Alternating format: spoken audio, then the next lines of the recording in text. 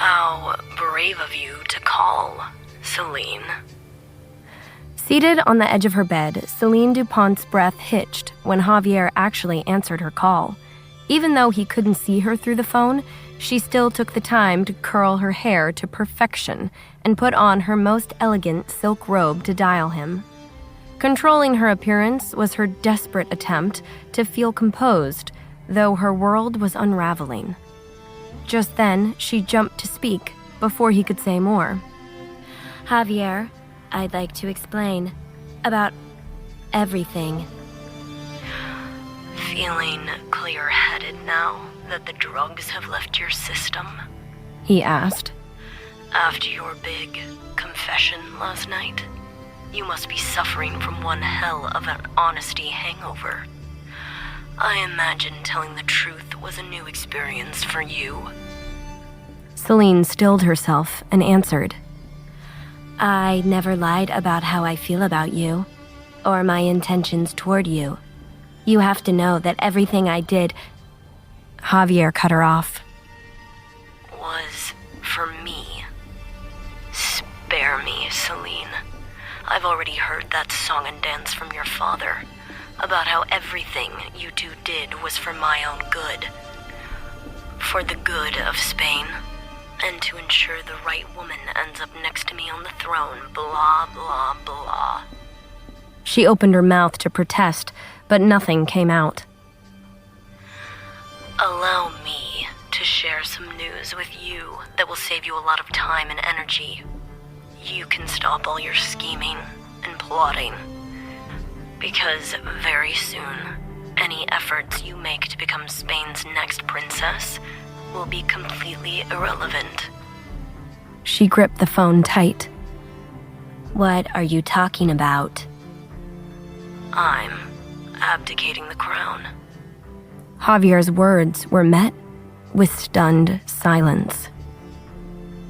You... what? I'm stepping down, walking away. The future history books will never speak of a King Javier Calderon because there isn't going to be one. Her voice cracked in a panic. No, you can't mean that. You're poised to be the greatest king that Spain has ever seen. I should thank you, really, for showing me how cruel the public and media can be. It taught me that the best thing I can do to protect those I love is exit the public sphere. And that is what I'm going to do. So tell me, were your pathetic attempts to destroy Amelia worth it now? Celine spoke in desperation. Javier, please don't do this. I'm sorry. I promise I won't do it again. I made a mistake, but you can't abandon your country over it. Alarmed, Celine stared at her phone as her mind spun, searching for words that might make him change his mind, but none else came. She knew Amelia would wreck his legacy. She just didn't think it'd be like this, that he'd just walk away from greatness for that woman. On Javier's end, there was no response for a while, and she thought maybe the call had dropped. But when she checked the screen, the line was still open, but she couldn't hear his voice or breath, just a stretch of dead air. Her brows furrowed as she pressed the phone back to her ear. Then finally she heard a distant voice, barely audible at first, but it wasn't Javier's. Javier, that tickles.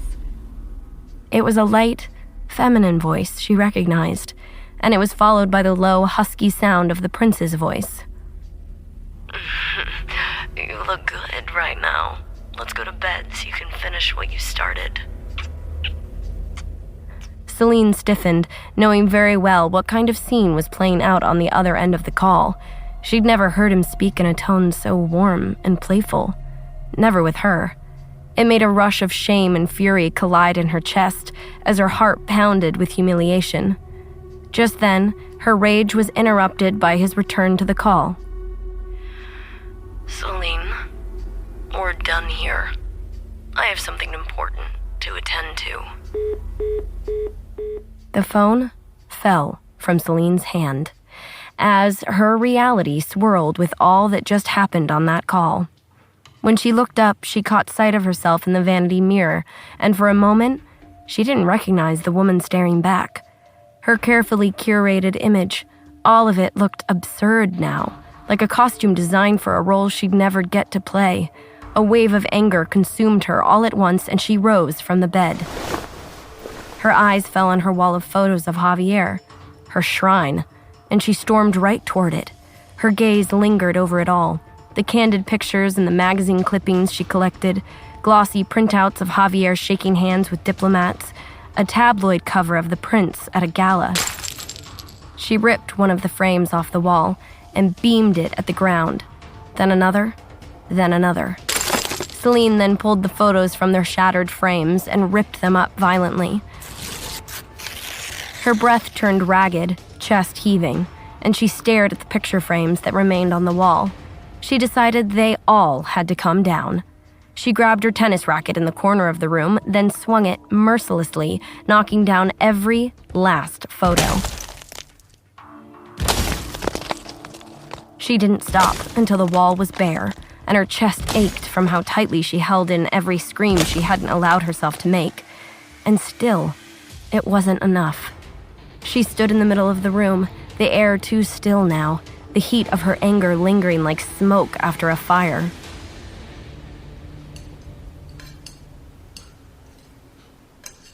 Meanwhile, downstairs in the dining room, Benjamin and Linda DuPont were seated for a meal, but the silence between Celine's parents as they sat across from each other at the long table was thick and strained.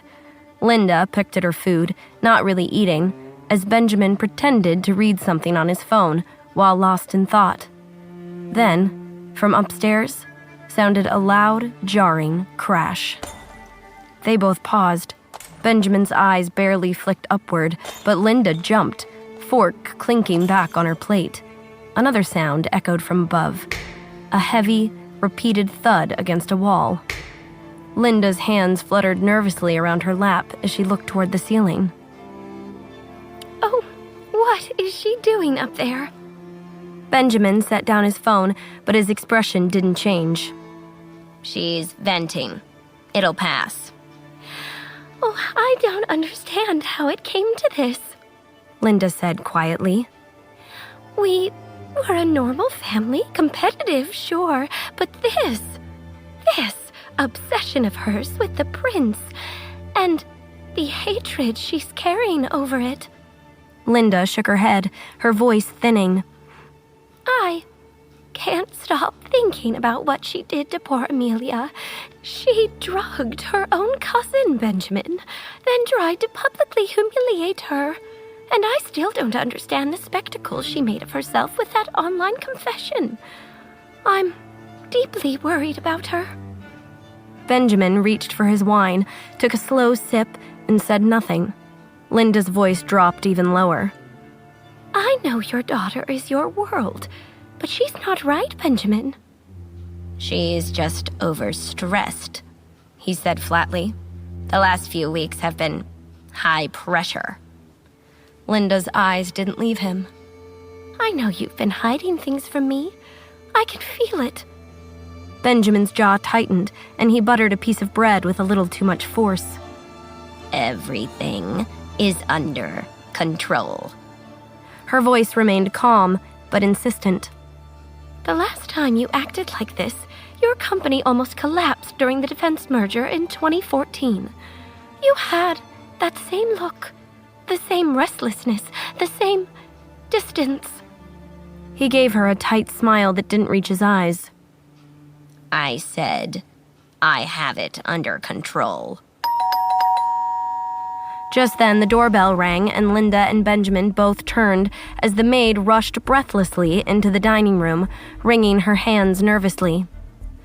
Sir, madam, there are policemen at the door. They're here for Celine. Linda's chair scraped back so fast it nearly tipped, and her face went pale. The police! Benjamin rose more slowly, already scowling. They can't enter this home without a warrant. Tell them to wait at the gate and call our attorney. But before he could finish the sentence, the sound of heavy boots and police radios interrupted. 2 police officers entered the room with a printed document already in hand. Who let you in here? We have a warrant to enter and search the premises, sir. We're here to detain Celine DuPont in connection with a criminal investigation, one of the cops said. And exactly what is she being charged with? The non-consensual drugging and kidnapping of Amelia Rivera and Thomas Flores, the officer said, and Linda's stomach dropped. Where is she? Benjamin's mouth opened, but no words came out. Linda stepped forward, voice shaking.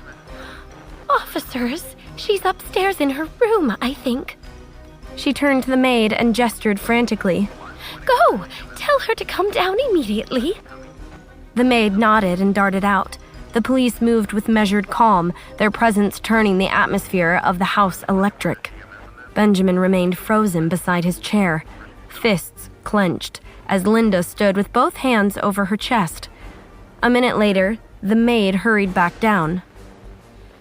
Miss Celine is not answering, she said. She's in the bathroom with the door locked and I can hear the bath running. But she won't respond to me.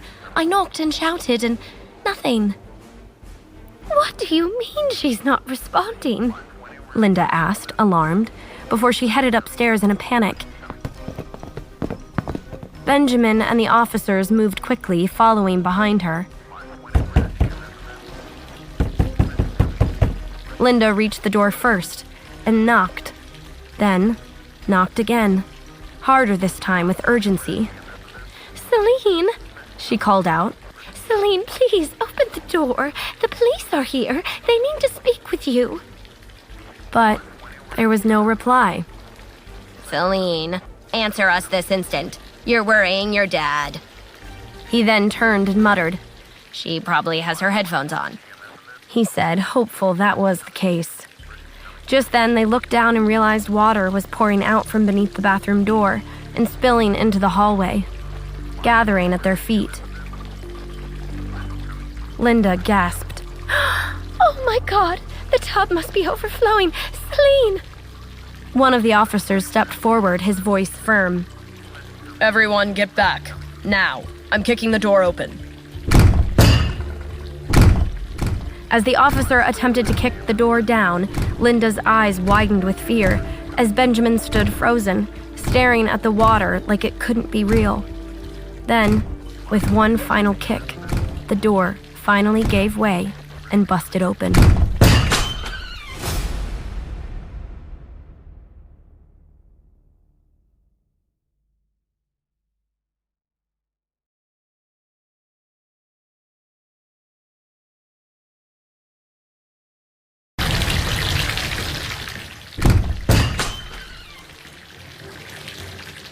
The moment the bathroom door was kicked open, the police officers moved in first, but Linda and Benjamin were right behind them. Their feet slid on the wet tile as they made their way inside. The DuPonts froze the second they caught sight of the scene that awaited them beyond the door. Celine! Linda cried out in horror and staggered forward. Oh my God! Benjamin! She's not moving! Why isn't she moving? Benjamin stood frozen as he stared at the tub, trying to process what he was looking at. In the giant marble bath, Celine was floating just beneath the surface of the water. Her body was lifeless, her hair spread out like inky tentacles. Her skin was pale, eyes shut, and her mouth slightly parted as if she'd simply slipped away mid-thought. For a man who had seen his share of bloodshed and war, Benjamin DuPont had never felt fear like this. He couldn't breathe or move.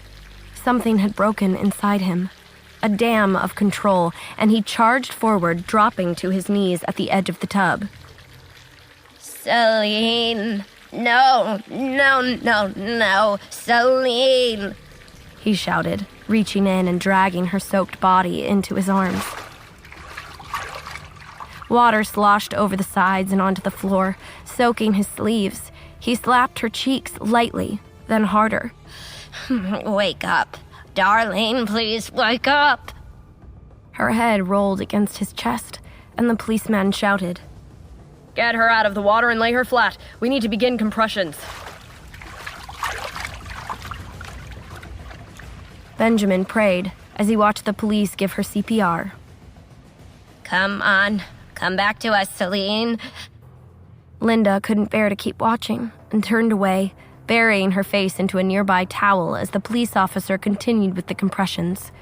In the distance, they could hear the sounds of the ambulances making their way toward their house.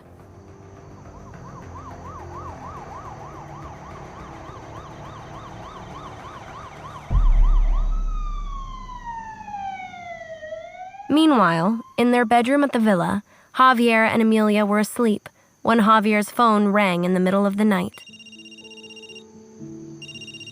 He blinked awake, reaching, blindly, for the phone without sitting up. The screen glowed faintly in the dark, a call from the Royal line at 2 a.m. That alone was enough to put him on edge. Beside him, Amelia stirred under the covers, rubbing her eyes as she blinked through the shadows. If someone's calling you this late, I'm guessing it's not for a casual chat. I'll take it outside, he replied. Go back to sleep.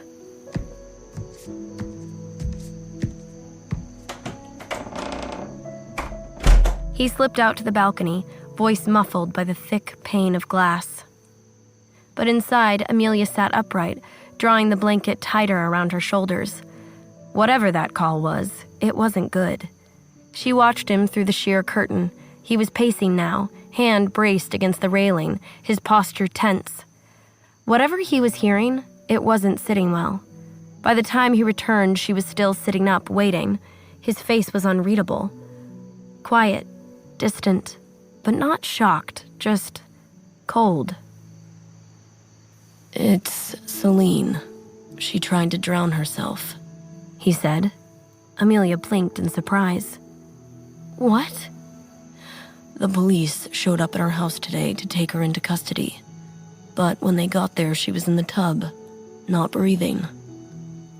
Amelia stared at him in shock. They were able to resuscitate her. She's in the hospital now. Amelia let out a slow breath and shook her head with a complicated look in her eyes. Oh, good. So she's alive then. I might hate her for what she did, but I don't wish death on anyone. Javier wrapped his arms around her and kissed her head. That's because you have a good heart. Celine, on the other hand, has a rotten one. I know. I doubt she'd shed a single tear if I turned up dead. She'd probably throw a party and toast champagne. Javier didn't argue. It seems Celine can't handle the taste of her own medicine. It took less than 24 hours of the same public ridicule she put you through before she broke. Amelia's voice softened. To be fair, if you didn't love me back after I gave my whole heart to you, I think I'd break too. That earned her a faint smirk from him. I wouldn't want to live without you either, but you're a million times stronger than she is. You'd be fine. Maybe after a few glasses of wine and lots of therapy, Amelia muttered. Javier leaned back against the headboard. My mother is going to the hospital tomorrow out of respect for Linda, since they're old friends. But after that, my parents said they are done with the DuPonts. Now that they know everything Benjamin and Celine did, they're going to sever all ties.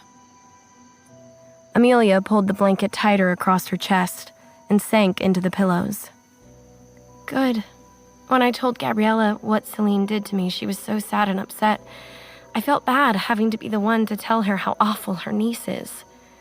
The DuPonts are her family, after all. Javier pulled her in tighter.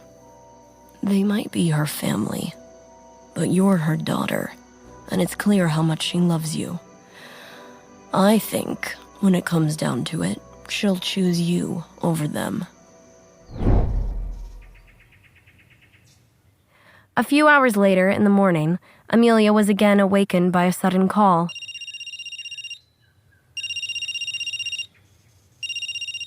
In her groggy state, she fumbled for her phone and answered it. Hello?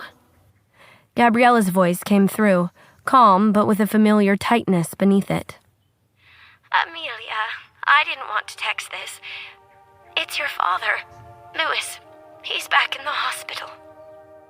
Amelia sat up fully now, the sleep draining from her face in an instant. What? When? What happened? This morning, he collapsed in the greenhouse. Amelia gripped the edge of the comforter, her fingers curling into the fabric.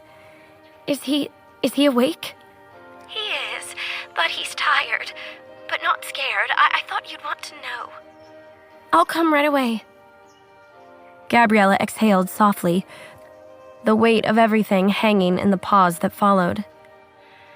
Oh, thank you, my daughter.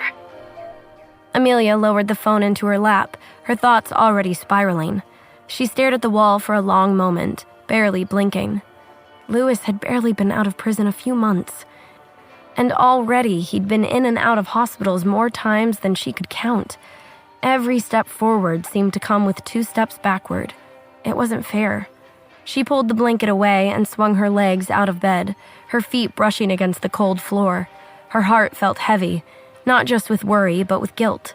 Louis had spent so much of his freedom trying to catch up on lost time, but peace, real peace, had stayed just out of reach. Moments later, over at Felipe's estate, Carmen stood in the hallway outside his study. She was hovering by the closed door, hesitating to knock and ask for help, until she decided she was being silly and just did it. Come in. Felipe looked up from his desk and paused his pen mid-signature when he saw Carmen in his doorway. She looked a little on edge, like she was worried about something, which was a sight Felipe rarely saw when it came to the tough Carmen Calderon. Sorry, I know you're working, but I couldn't find anyone else to help, she said. I need to get my car out of the garage so I can go to the hospital. But there's 3 SUVs blocking me in and none of your guards are around to move them. He sat back, curious. Why? Are you going to the hospital? Carmen gave a tense exhale. It's my godfather, Louis. He was admitted last night. He's not doing well. Felipe's brow softened, seeing the genuine concern in her eyes. But when he didn't say anything, Carmen suddenly felt foolish for going to him. So she shrugged him off and turned to leave. Never mind. I'll just walk to the main street and call an Uber. Just then, Felipe stood and put his jacket on. Come on, I'll drive you. Carmen blinked, unsure she heard him right. You'll what? He walked past her, heading for the front door, then looked back, impatient. Do you want a ride to go see your godfather, or not? She stood, puzzled. Aren't you busy? I can drive myself. I just need my car. Felipe narrowed his eyes, growing annoyed that his overly generous offer was meeting resistance. Why did this woman knock on his door to ask for his help if she wasn't going to take it? Well, I don't feel like playing Tetris with half a dozen SUVs just to get your car out of the garage. So, you'd rather drive me all the way there? Do you think I was going on a special drive just for you? It just so happens that I have to be downtown for a meeting at noon. So it's your lucky day. The hospital is on my way. Felipe continued down the hall and walked out the front door without stopping to see if she was following. Carmen stood for a second, shook her head, then strode after him.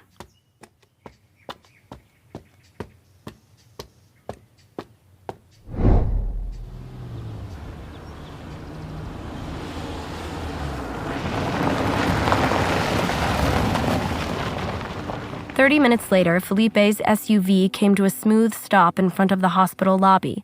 Felipe looked up at the building. This place is the size of a bloody amusement park. Where am I dropping you? Which building is in? Carmen stared expectantly at her phone. I'm trying to figure that out. I texted Gabriella, but she hasn't answered.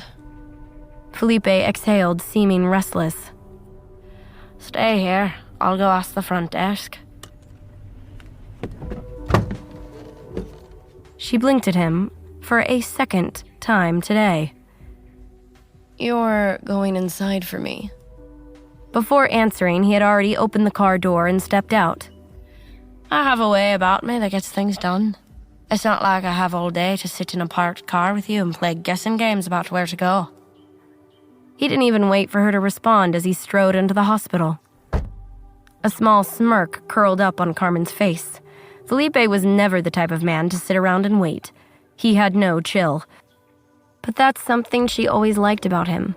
Though she was less fond of how everything out of his mouth came laced with condescension, that was a newer post-Luna development. Just then, there was a tap on the car window, and Carmen turned to see an anxious parking attendant glaring at her. Miss, you can't leave your car here, he said through the glass. I have to valet it. Hi, sir. I'm so sorry. The driver will be right back. Just give him a minute. Not possible. Ambulances need to be able to drive through here. It needs to be valeted. Valet is $20, cash up front. Please, miss, I'm just doing my job. Carmen muttered under her breath. You've got to be kidding me. She didn't like making the lives of hard-working people difficult, so she reached for her purse to look for a 20. Sure. We can valet it until he's back. Why not? She pulled out her wallet, but found she didn't have any cash. She then glanced to the console and saw Felipe had left his wallet there. She hesitated to grab it, but the attendant knocked on the window again, hurrying her. All right, geez, this guy doesn't let up. She flipped the leather wallet open and spotted a $20 bill. She pinched it and pulled it out. But just as the bill left his wallet, a small square of paper fluttered out along with it and fell on Carmen's lap. The small square landed upside down on Carmen's thigh, and she froze when she recognized what it was. A wallet photo. Its edges were worn like it had been sitting in there for a long time, and pieces of tape were holding it together. She couldn't see the front of the photo, but her breath hitched as she remembered the time Luna gave Felipe a photo of her to keep in his wallet, like she heard boyfriends and girlfriends often do. She told him it was a token for good luck, but really, she just wanted him to think of her any time he was away on a job and looked inside his wallet.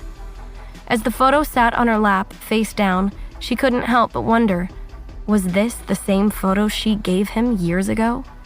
But then why would Felipe do something like keep the picture of a girl who betrayed him in his wallet all this time? And why did that thought make her heart race as she slowly reached her hand down to flip the photo over? She wondered, once she turned it around, would she find her smiling face on the other side of it?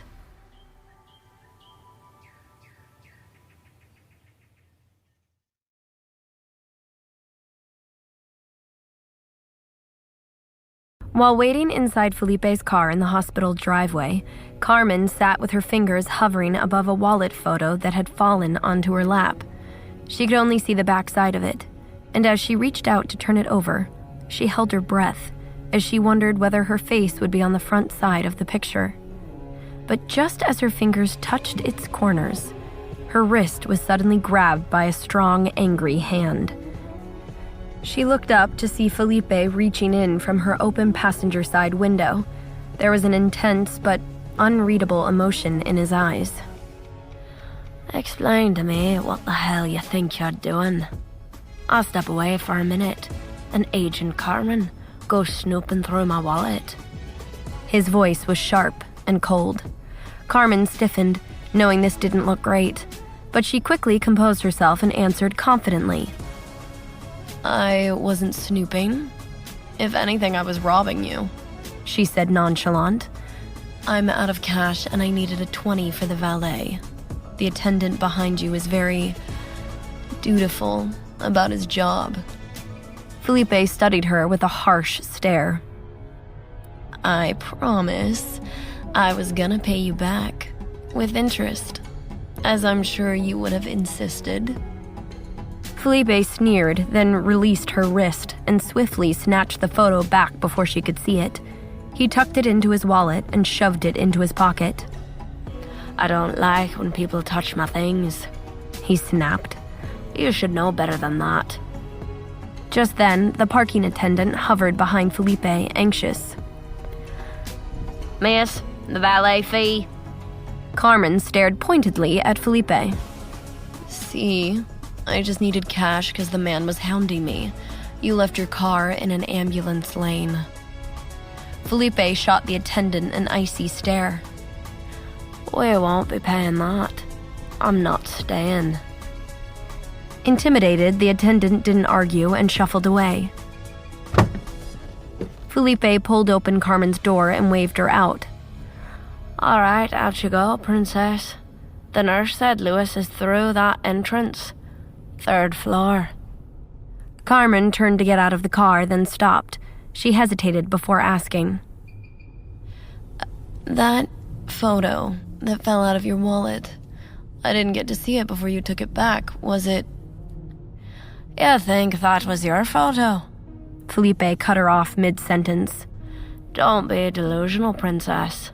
Why would I carry around a picture of a woman I hate? Do you think you're just that pretty? Carmen narrowed her eyes at his mocking tone. Or do you take me for some pathetic, lovesick fool? He said, his expression hard as stone. Carmen was the one who felt like a fool for even thinking he might have kept a small keepsake of her. She was embarrassed for even asking. To make things worse, he then said, The photo you saw is of Zoe. Unlike the picture you once gave me, Zoe's picture is a bit more risque. Not for daytime eyes, if you get me. But if you're so curious, feel free to take a look. He held out his wallet, daring her to pull out the photo again, but she didn't move. Go on. Don't you want to see for yourself? Something behind Carmen's eyes flickered, a quiet disappointment, but she didn't let it show under his mocking gaze. That won't be necessary. She then stepped out of the car with composed elegance. I'm just relieved to know you're not secretly pining over my picture every night. As long as it's not my photo in there. I don't care if it's Zoe or some other girl's. Felipe took this in. So the only reason she was so concerned about the photo was because she worried he was harboring feelings for her. A quiet self-hatred suddenly simmered within him. Thanks for the ride, Felipe. Drive safe, she said as she watched him get into the car in a silent fury.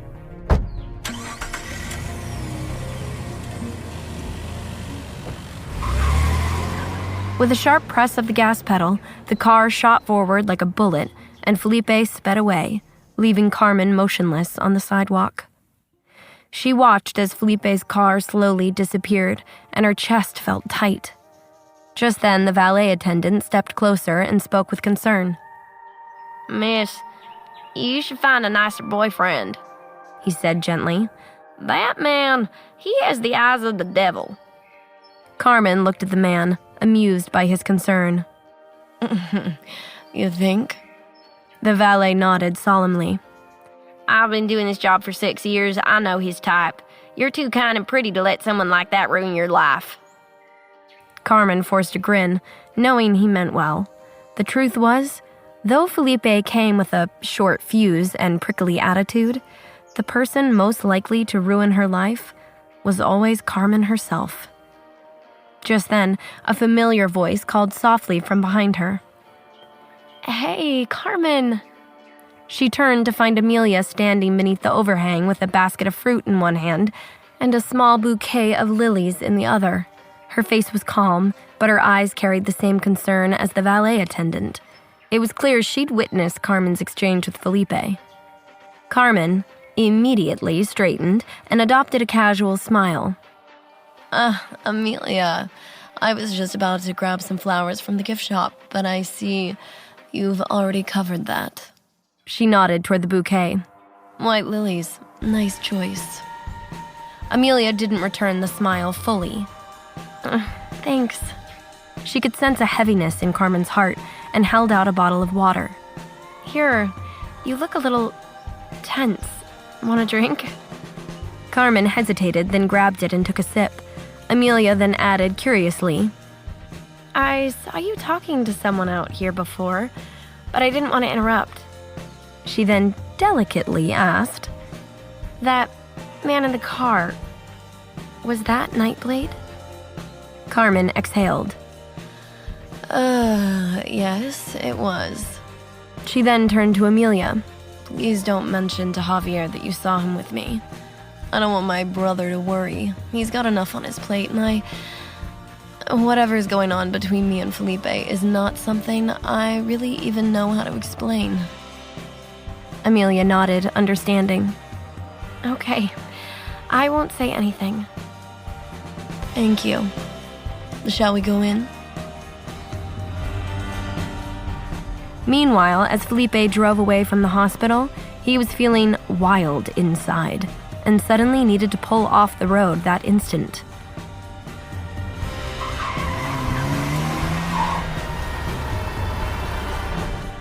The engine hummed in idle as he gripped the steering wheel tight with both hands, his knuckles pale against the leather.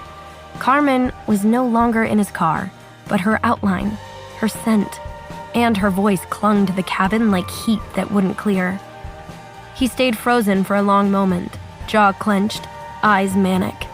The image and feeling of her lying beside him last night kept looping in his head, not like a memory, but like something trying to warn him of danger lurking.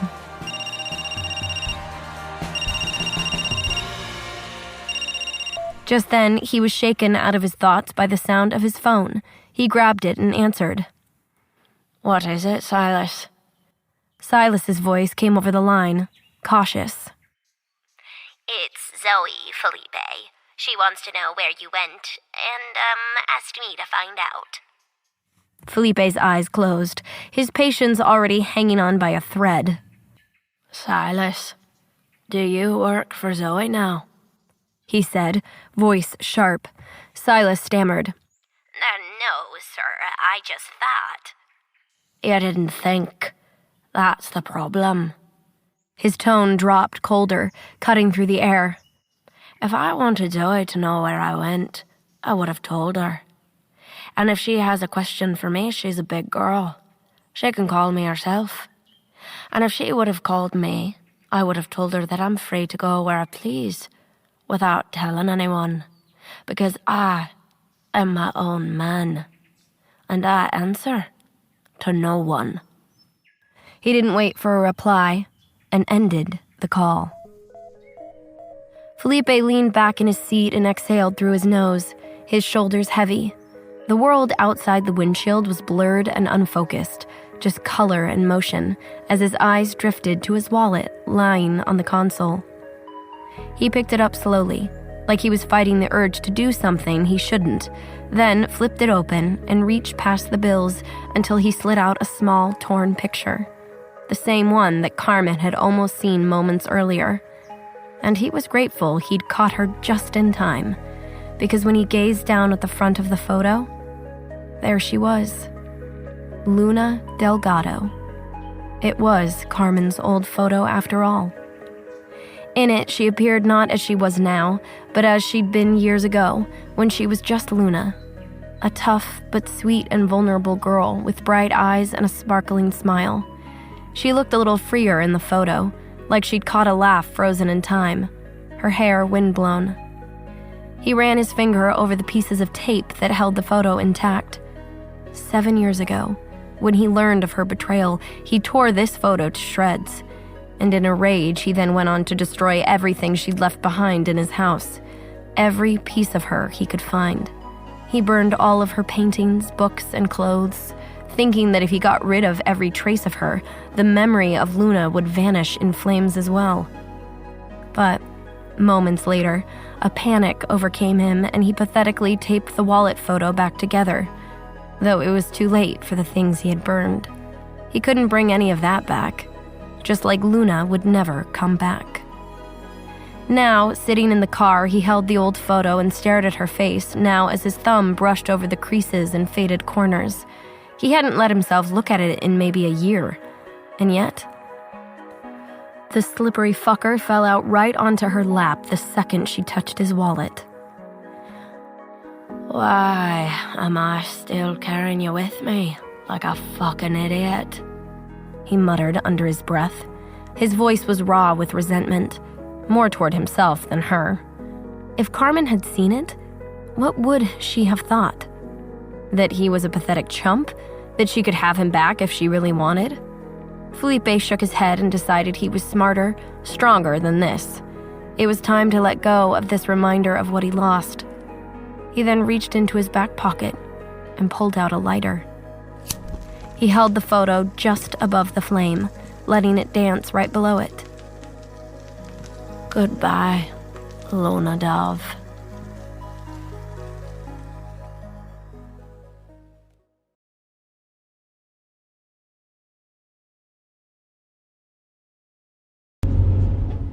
In his car, Felipe dangled Luna's photo over the flame of his lighter and watched the blue and gold hues of the fire dance beneath the torn edges of the photograph. His thumb twitched slightly while pressed to the lighter as he stared at the ease of her smile.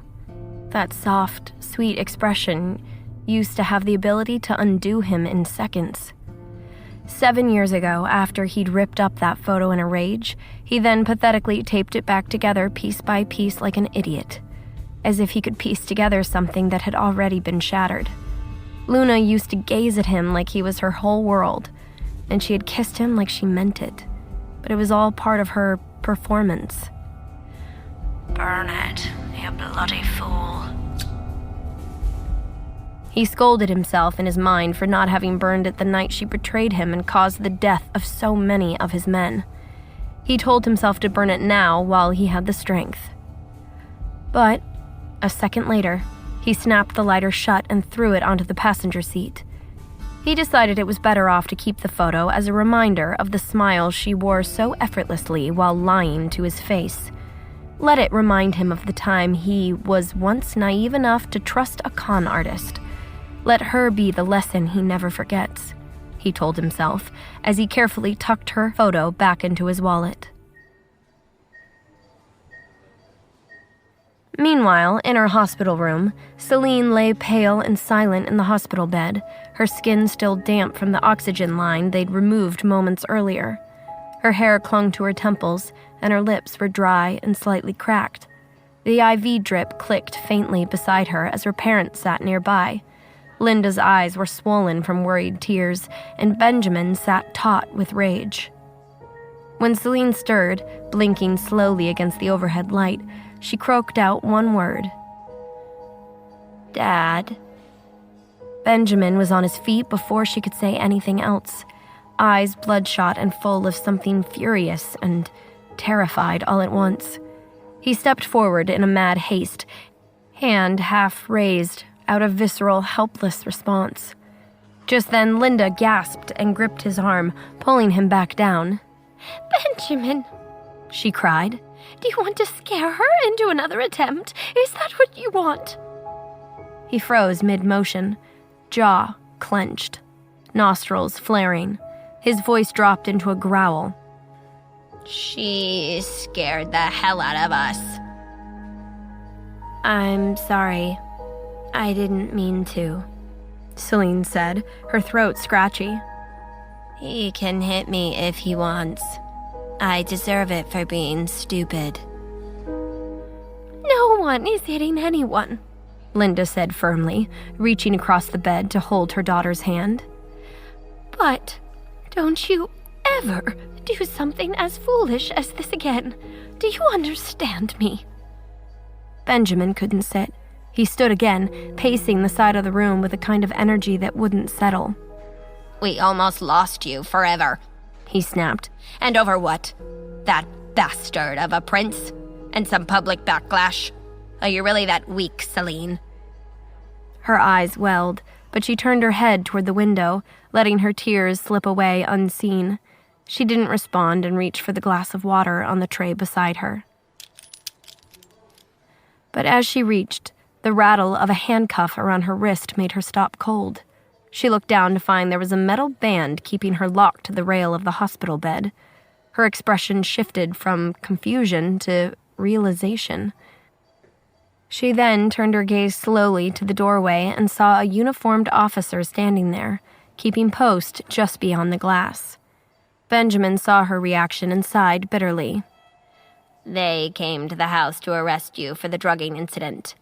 You'd be locked in a cell right now if it weren't for your bathtub accident. He couldn't bring himself to say the words suicide attempt. Linda's hand tightened over Celine's. They're letting you stay in the hospital to recover. But once you're better... Linda's throat caught, tearing up for more reasons than one. They have a warrant for your arrest. Celine didn't answer. Instead, she let her gaze drift back to the ceiling, her face unreadable. Because the truth was something no one else in that room would ever know. Celine actually did not try to kill herself. Seeing herself plastered across news alerts and gossip columns like a national joke filled her with fury against Amelia. But it wasn't until Javier told her he was going to abdicate the throne that she broke down in tears and was inconsolable. So she drew a bath, desperate to calm down. But she didn't realize just how hot the water was. That, combined with the dehydration last night's sedative caused, resulted in her fainting while in the tub. It wasn't a cry for help or a desire to leave this earth. The whole thing was just a pathetic accident. Lucky for her, the police found her just in time, but just like that, everyone assumed she'd tried to end her own life, and Celine wasn't in a hurry to correct them, knowing that a jail cell was waiting for her on the other side of this. After a long silence, Linda sat straighter in her chair and tried to smile. You're not a little girl anymore, Celine. You need to move on and find a romantic interest who is more suited for you. Someone who really sees you. The prince isn't the only impressive man out there, you know. There are plenty of other good ones. Celine turned away from her mother, not interested in this topic. Linda looked at Benjamin. Surely you know tons of eligible bachelors in the business world. Are there any who are suited for our Celine? There are more important things to focus on right now. Like getting our daughter out of a prison sentence. Benjamin cut in sharply. She doesn't need romance. She needs to get her head on straight. Just then, there was a quick knock at the door. Gabriella stepped into the room with the calm precision of someone used to walking into uncomfortable spaces. Her face was worn from spending a sleepless night by Louis's side, but her posture was commanding. There was no softness in her expression as her gaze swept across the three people inside, not even when her eyes landed on her sister Linda. I'm here, taking care of Louis, she said, her words clipped. So I can't stay long. I stopped by to show my sister some support in this complicated, difficult time, and because I'm concerned about the mental health of my sick niece. But let me be clear about something. Gabriella faced Benjamin, her voice low and lethal. I'm well aware of the despicable things you and Celine have done to my daughter. You drugged her, framed her, and tried to destroy the family she's building. Not to mention, you lied to me in the most despicable of ways, Benjamin, with that vile, fake DNA test. Benjamin jumped to deny it. Gabriella, how can you accuse family? I don't want to hear a word from you. I see what you are now, and I pray soon my sister will too. What is she talking about, Benji? Don't listen to her, Linda. She's been poisoned against us by her daughter and Javier. When you're ready to hear the truth, Linda, come, speak to me. What I have to say is quite enlightening. Gabriella said as she stared Benjamin in the eye. Your husband has done unforgivable things, and for what? All in service of Celine's illogical obsession with a man who has rejected her, time and time again. Linda reached out for her sister.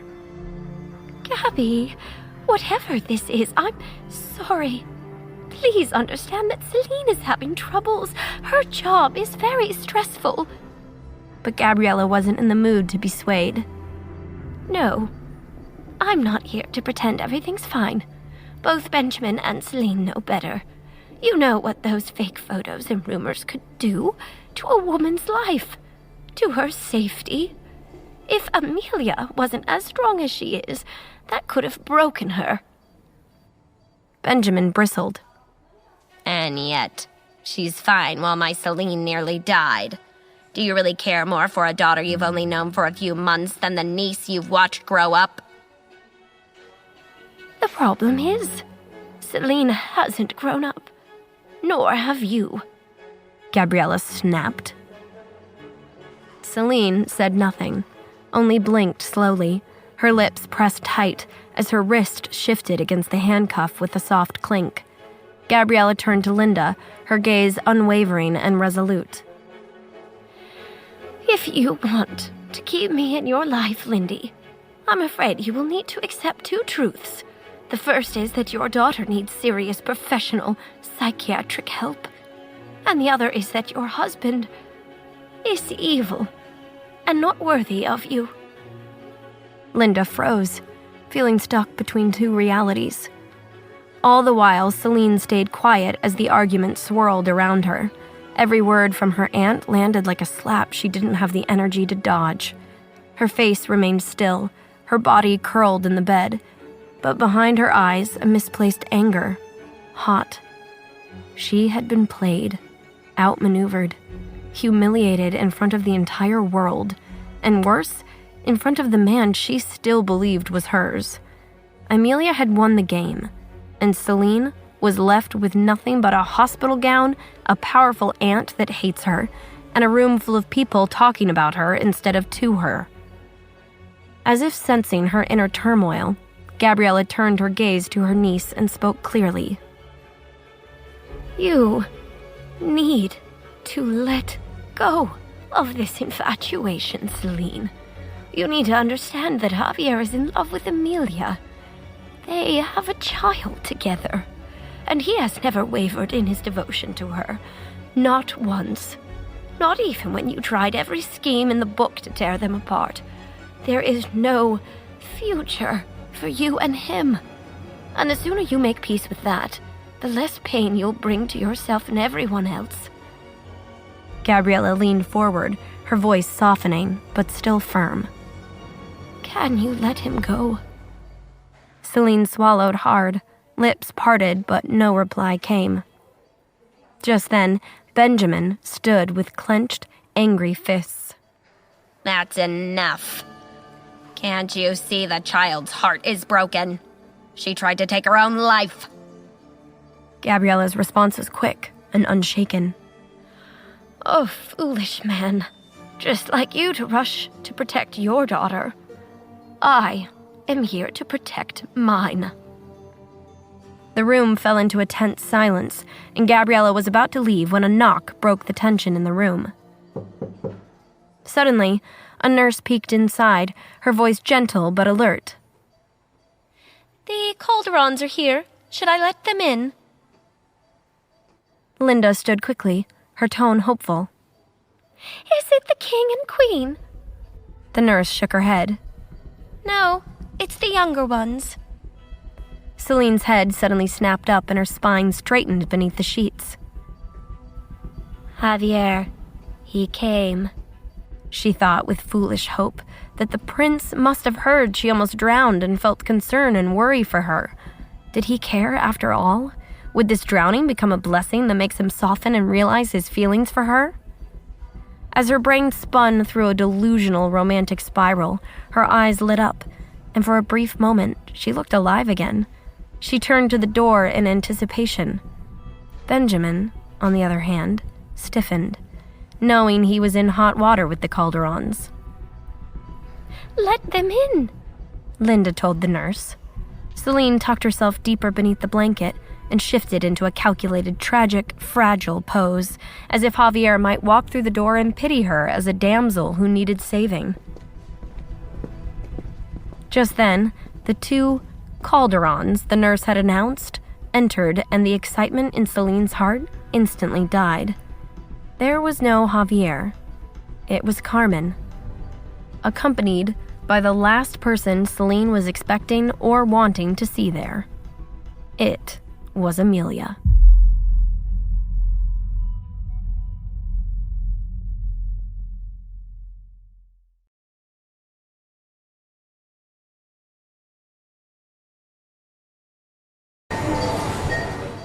Amelia and Carmen stepped inside Celine's hospital room, side by side, their expressions unreadable. Carmen held a modest bouquet of white lilies, and Amelia carried a fruit basket wrapped neatly in cellophane. Both were formal, polite gestures, nothing more. Neither of them acknowledged Benjamin. Neither of them even glanced at Celine. Amelia's eyes went straight to Gabriella, her voice even and calm. Hey, Mom. We came to see Dad, and the nurse mentioned you were in here. Just wanted to check in and make sure everything was okay. Gabriella, who had remained standing with her arms crossed ever since the last eruption of emotion, gave a small nod. Her voice was clipped, but warm. I'm fine. I was just leaving. She gave her daughter a glance and then turned toward the door. Benjamin scoffed under his breath. You really have nothing to say to her, niece? He gestured toward Celine, who was still upright in the bed, her eyes wide and wounded, her handcuffed wrist trembling slightly. After all the damage you did, after you humiliated your own cousin in front of the entire world, you think you're the victim here? Amelia's gaze flicked to him, only briefly, sharp as glass. But it was Gabriella who cut in, her voice sharp enough to draw blood. Don't be ridiculous, Benjamin, she snapped. Celine humiliated herself. She drugged 2 people. She staged a scandal. She lied. And all of it was because she refused to accept that Javier would never love her. Amelia may have delivered the truth, but Celine is the one who handed her the ammunition. The room fell still. Celine looked away, her lips parted, but her jaw tight, refusing to cry in front of them again. Carmen moved to the foot of the bed, placed the bouquet on the side table, without a word, then stood back with her arms crossed. Amelia stepped forward, her heels barely making a sound against the floor. She placed the fruit basket gently beside the untouched water pitcher. Her tone didn't soften. I hope you get the help you need, cousin. And then she turned and walked out without another glance. Amelia, Carmen, and Gabriella moved down the hall as a silent, united front. They had come to do what needed to be done, and now they were leaving. Simple. But just as they rounded the corner near the elevator bank, a scream ripped down the corridor behind them.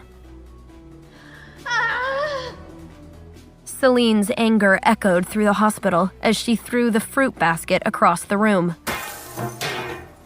Amelia didn't turn back, allowing herself the smallest breath of satisfaction. She didn't feel sorry for Celine at all. She hadn't walked into that room with pity in her heart. The only reason she had stopped by was because she heard Celine had evaded her arrest when she landed in the hospital. She needed to confirm something with her own eyes, that Celine was no longer a threat, hiding behind reputation and family influence, that she was now publicly disgraced, physically shackled, and being watched over by the law. That justice, in some form, had finally arrived. And yes, seeing her handcuffed to a hospital bed with a cop standing guard had, in fact, made her feel much better. Meanwhile, in Celine's room, her lips trembled. Her fists balled into the thin sheet draped over her lap, and then, with a sharp inhale and a throat full of fury, she let it all out. Do you not see what a smug bitch she is? Her voice tore through the room, shrill with humiliation. She thinks she's better than me just because she has him. just because she won.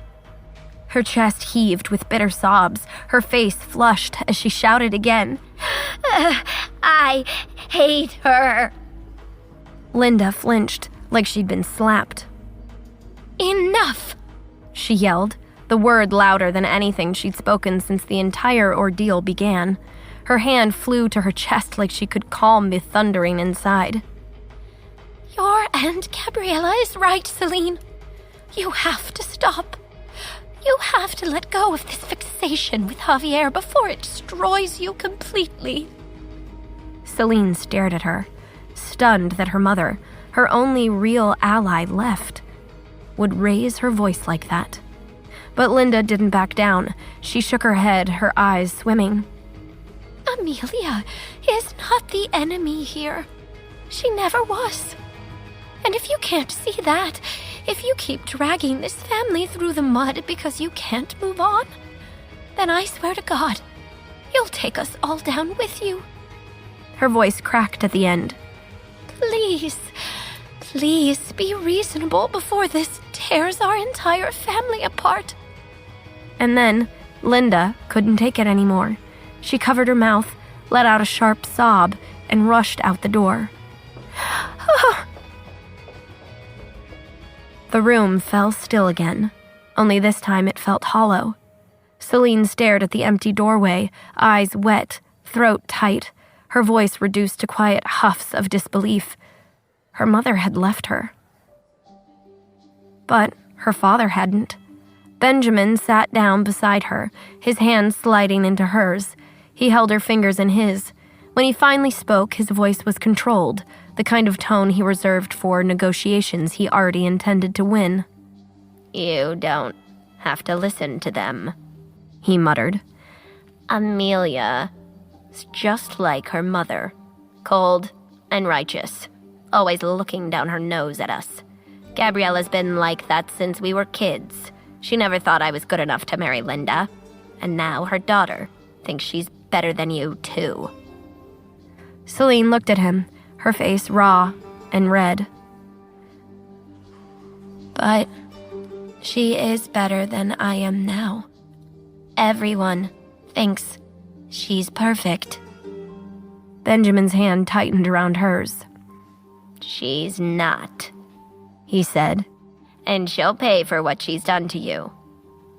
There was no fury in his voice now, just quiet conviction.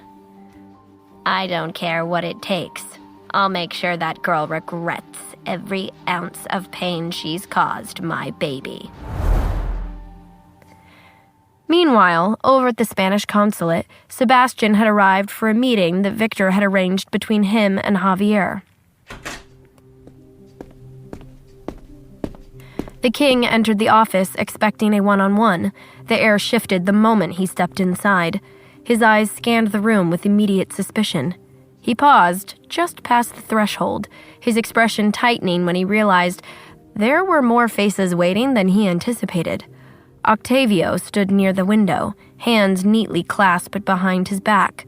Inez, legs crossed, perched elegantly on the corner of the desk, tablet in hand like a lawyer preparing for a courtroom ambush. And Javier, calm, composed, standing behind his chair like a man hosting a summit instead of a family meeting. Victor closed the door behind the king. Sebastian's brow furrowed as he looked around. I thought we were discussing candidates for Prime Minister, he said, gaze landing sharply on his son. So, why is your cousin here? And Inez? What's going on? Javier motioned to the chair across from him. Please sit, Father. This will only take a moment. Sebastian looked at Octavio again. I didn't even know you were in Miami, Octavio, he muttered, shaking the young man's hand. What's the occasion? Octavio's reply was polite. Family matters. I believe you better hear it from Prince Javier. Sebastian's mouth twitched, irritation flaring in the silence. He turned back to Javier. Explain.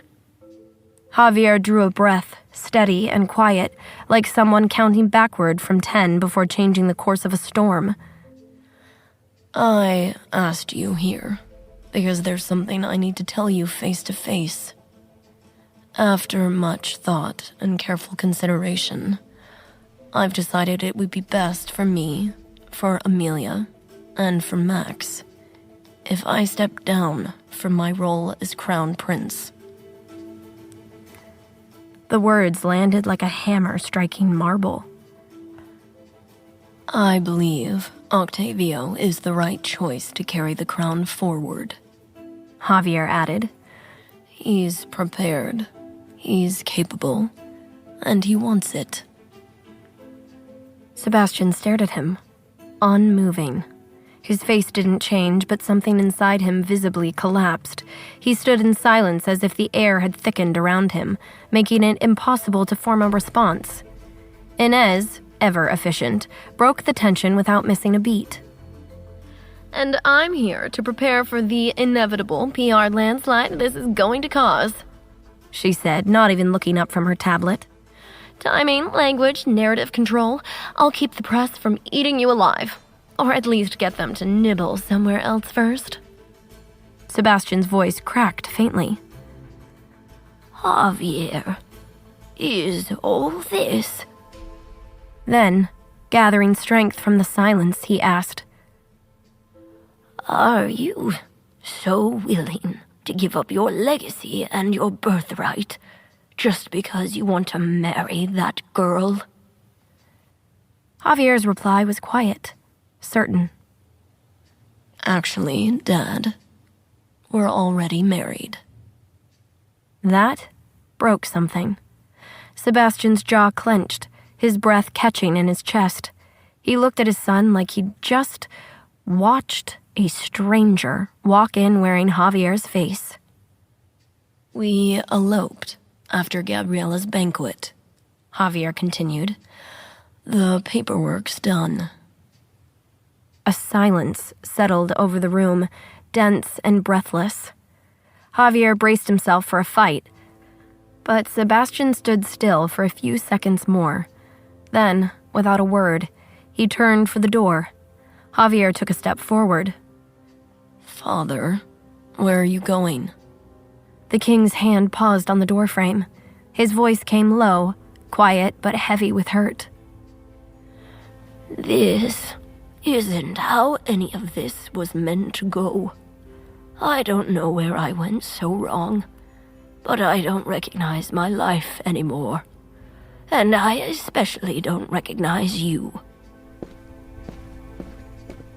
And then, without another glance, he walked out. For a long moment, no one said anything. The weight of the king's departure hung in the air like thick smoke. Javier didn't move. He stood staring at the door his father had just walked through, as if waiting for him to come back and throw something, yell or cause a scene. Inez was the first to break the tense silence. Hey, on the bright side, that could have gone much worse. Knowing you Calderon men, I thought there would be way more shouting and throwing of mugs. Javier didn't respond to Inez, but moved to his desk chair and sat down slowly, his mind busy. This was the first time he'd ever seen his dad so upset that he had nothing to say. Typically, whenever Sebastian got mad, he was never short of ire or curses to hurl at Javier, so he found his dad's silence unexpected and unnerving. Octavio placed a sympathetic hand on his shoulder. Sorry, cousin. Having second thoughts about giving it up? Just then, Victor hurried in. Your Highness, shall I run after the king and ask him to come back?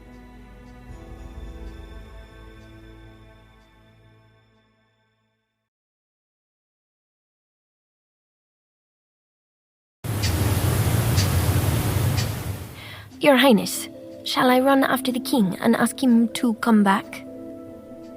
Javier's brows tugged together, deep in thought. He didn't expect to be rattled by his father's response to his pursuit of abdication, but Sebastian's quiet disappointment did leave him feeling unsettled. No, That's all right. Thank you, Victor. Javier then apologized to Inez and Octavio for what turned out to be a very short meeting.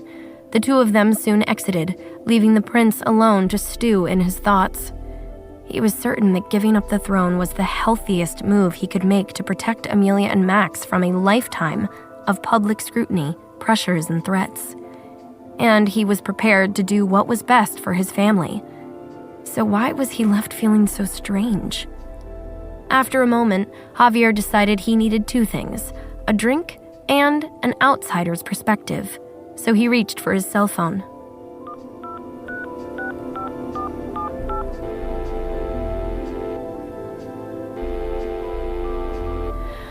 Before you get wound up, there's no emergency.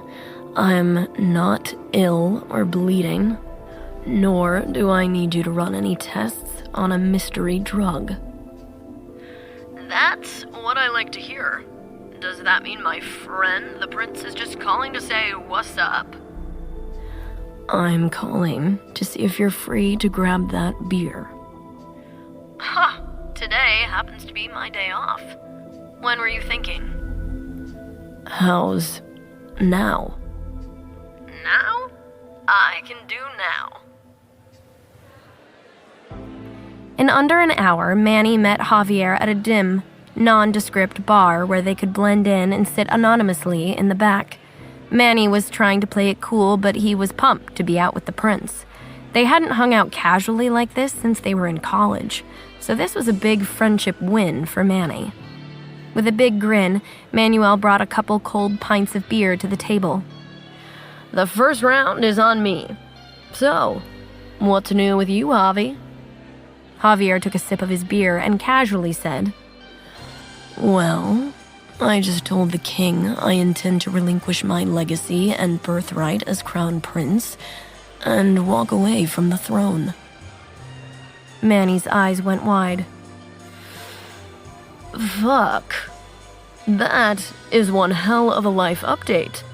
Are you serious about that? Javier furrowed his brow. I thought I was, but now something feels off. Don't you like doing your prince stuff? You're so good at it. I mean the actual work, not the bullshit that comes with it. Javier nodded. I do like the actual work, but Amelia and Max are my priority, and I don't like what my world has put them through. Manny thought for a moment, then asked, Are they asking you to give up the crown? Javier pressed his lips into a line. No, it was my idea. Amelia wants me to do whatever will make me happy. And what will make you happy? Playing Prince or giving it up? Javier exhaled.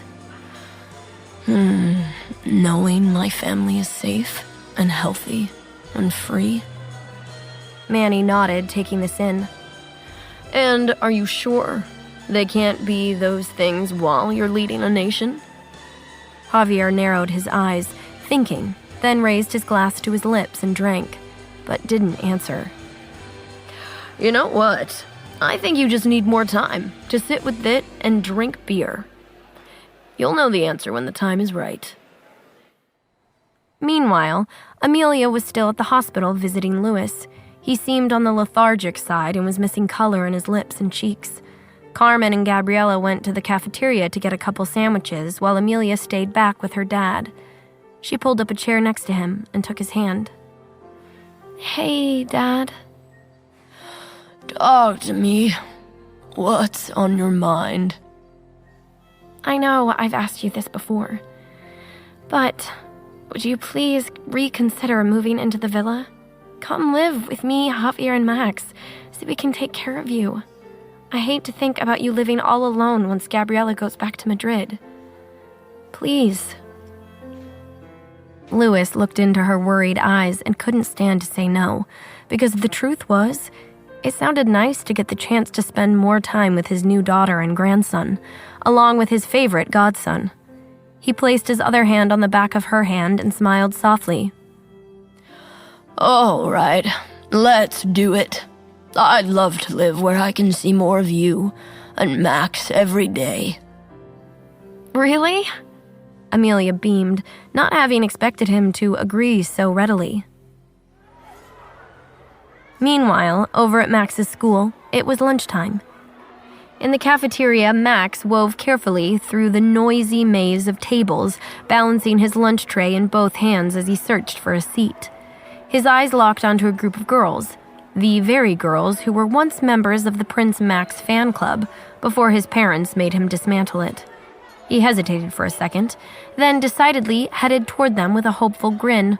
As he approached, the girls saw him and suddenly whispered to each other before breaking out into a burst of giggles. Then, in unison, they all stood and pushed back their chairs, scraping them loudly against the floor. Before Max could even say hi, the girls pointedly darted off and moved to a different table nearby.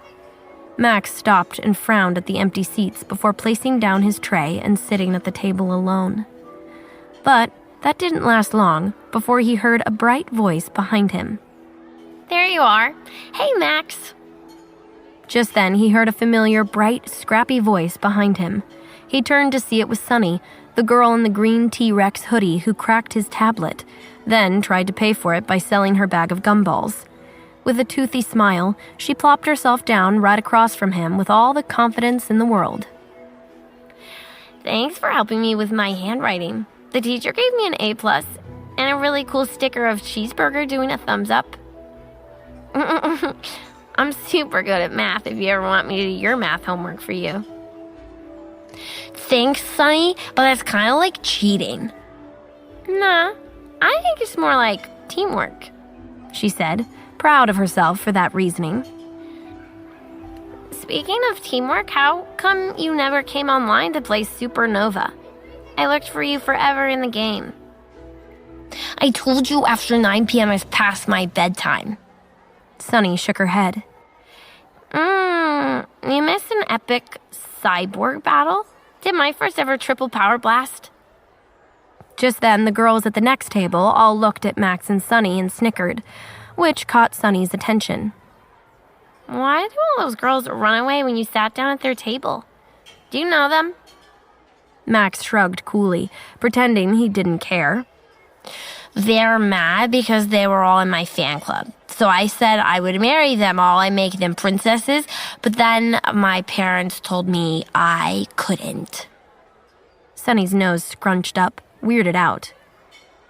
They're mad because all they want is to marry you? I'm never getting married. It looks boring. But you do have a very pretty face, Max, she said, studying him matter-of-fact. Max wasn't sure why, but her compliment made him feel prickly inside, and his cheeks burned red. You're not supposed to call boys pretty. He quickly looked down and focused on eating his lunch. Meanwhile, Sunny rummaged in her backpack and proudly yanked out a giant family-sized box of cereal, the sugary kind that looked more like candy than food. Just then, Max looked up from his tray in stunned disbelief. That's your lunch? Sunny nodded happily and reached deep into the huge cereal box. Yep. My mom lets me pack my own lunch. Whatever I want. This is the best cereal ever.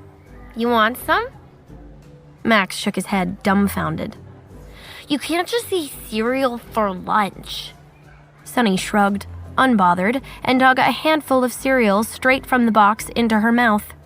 Max frowned. My dad says that for every yellow or brown thing on your plate, you need one green or one fruit, or else it's not a balanced meal and you'll stunt your growth forever. Do you want to stay short? He glanced down at his lunch, where he had half a sandwich, apple slices, little carrot sticks, and cucumber slices. But he could barely hear himself think over her crunching. Max shook his head. This is bad. I can't watch you eat a whole box of orange crunchies. How about we do a trade deal? I'll play Supernova with you after school tonight if you eat at least half my fruit and veggies. Sunny paused mid-bite, considering. Then she wiped her hands dramatically on her shorts and nodded. You got yourself a deal. Max slid half his apple slices and cucumber onto her tray and watched, waiting. Sunny shoved a cucumber slice in her mouth like it was a huge sacrifice, then swallowed. Trust me, Max, you're gonna love Supernova. It is the best video game in the world, especially when you play in teams. Carrot stick. Max pushed the carrots toward her, urging her to eat more. She begrudgingly ate a carrot stick next. And just to warn you, I'm gonna be way better than you. But don't worry, because I'll teach you everything I know until you're no longer a noob. Just log on at 9 o'clock and be ready to be amazed.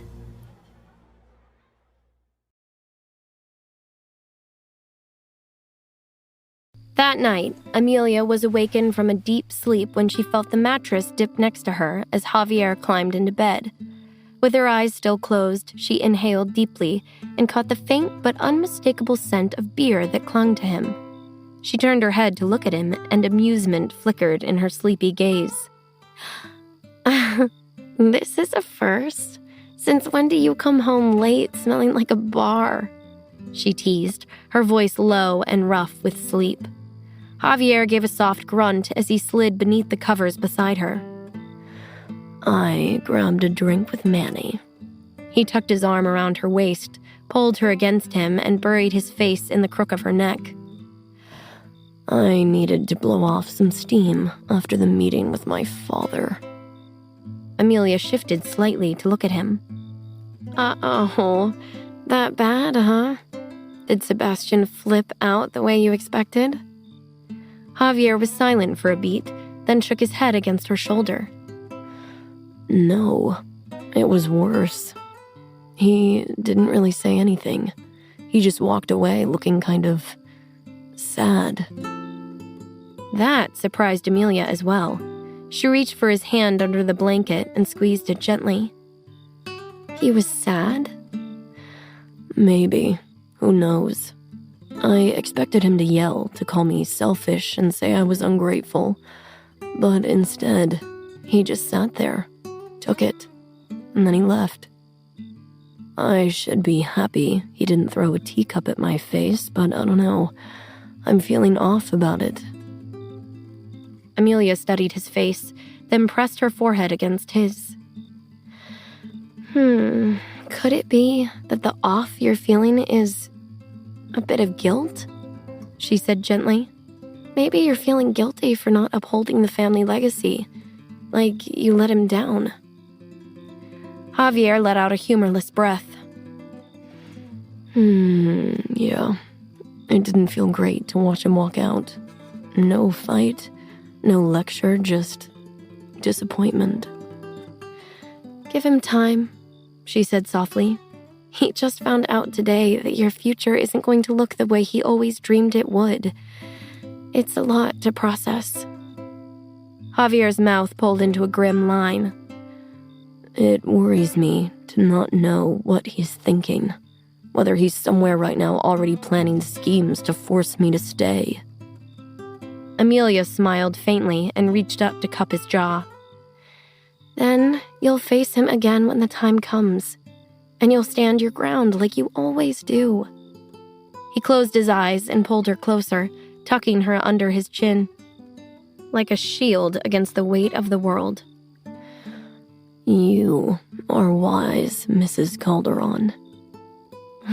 Good night, Mr. Calderon, she murmured and brushed a kiss against his throat.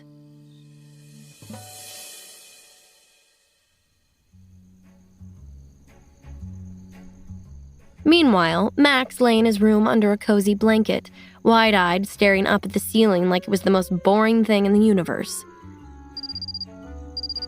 Suddenly, the faint beep of a watch alarm chirped against his wrist, almost imperceptible, but it made him jolt like a secret agent being summoned to a mission. Grinning to himself, the 5-year-old threw off the covers in one quick move and slipped to the edge of the bed. His little feet barely made a sound against the carpet. He cracked the door open an inch, poked his head out, and scanned the hallway. Dark, empty, silent. His parents were nowhere in sight. He carefully pulled the door shut, sealing himself into his own little world, and tiptoed over to his desk. His computer screen glowed faintly as he booted it up, casting soft blue light across the room. A few clicks later, he logged into Supernova, the new game Sunny had been bugging him about nonstop. Almost immediately, a pop-up flashed onto the screen. It was an instant message, a game invite from another player called Solar Slayer. This is Sunny. Accept my game request and put your headphones on. Max grabbed his headset from the hook on his desk and plopped it onto his head. He adjusted the ear cups with serious focus and clicked accept.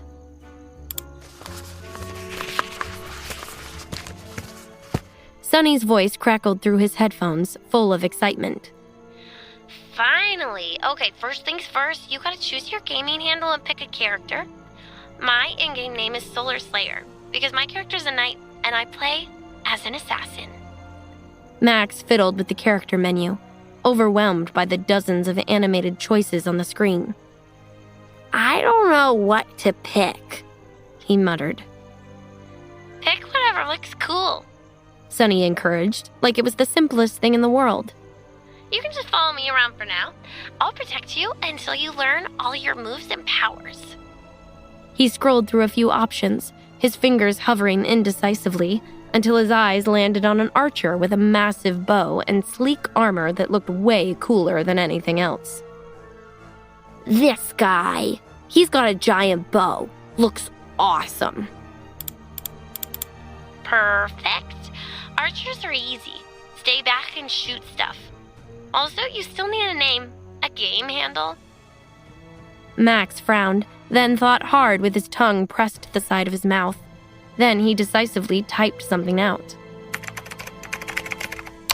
Your name is Fierce Falcon?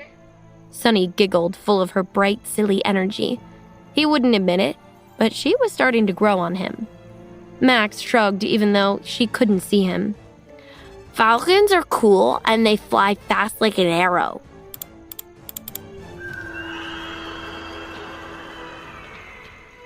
Max's archer character materialized in a new world, an endless, snowy landscape, shimmering with light, the ground glittering like diamonds under a swirling purple sky.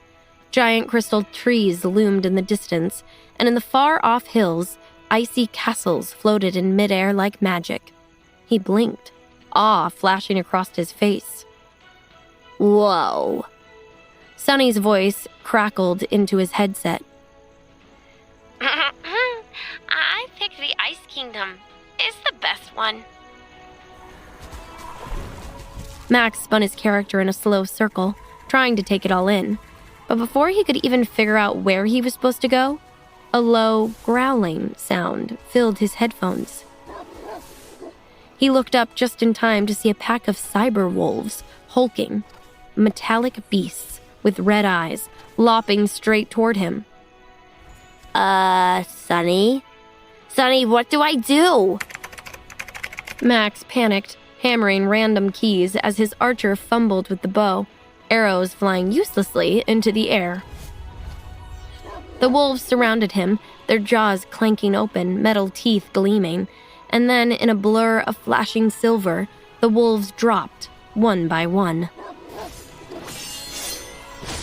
Sliced clean through in a whirlwind of crazy aerobatic slashes. Max's jaw dropped. In the center of the pile of wrecked cyborg wolves stood Sunny's character, sword spinning effortlessly in her hand like a baton. Her armor shimmered under the moonlight, and she sheathed her sword in a dramatic flourish. Holy crap, Sunny. That was the coolest thing I've ever seen, he said into his mic. You have to teach me how to do that. Sunny laughed, casual and proud. That was nothing. Just a basic combo. Stick with me and I'll teach you how to slay like a real assassin. Max grinned, adrenaline buzzing through him as he watched her avatar leap onto a nearby ledge. Okay, what now? Now? You follow me. We gotta find the supernova crystal before the other players do, she said. I'll protect you till you learn how to fight better. He rolled his eyes at that, but couldn't hide his smile.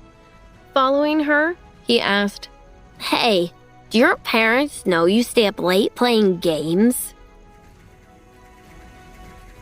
There was a tiny pause, barely noticeable, but then Sunny answered in her usual chipper way.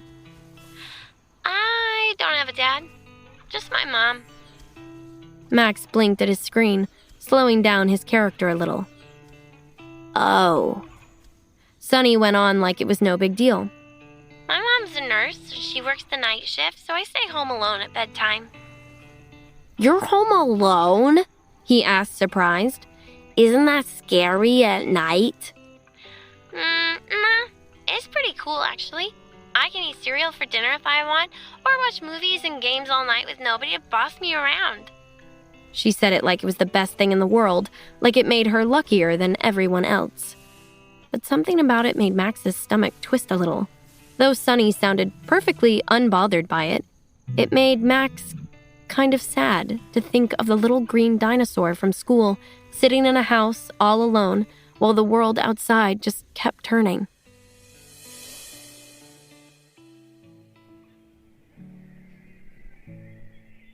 Max played late into the night and felt as though he had just fallen asleep when the early morning sunlight streamed weakly through his curtains.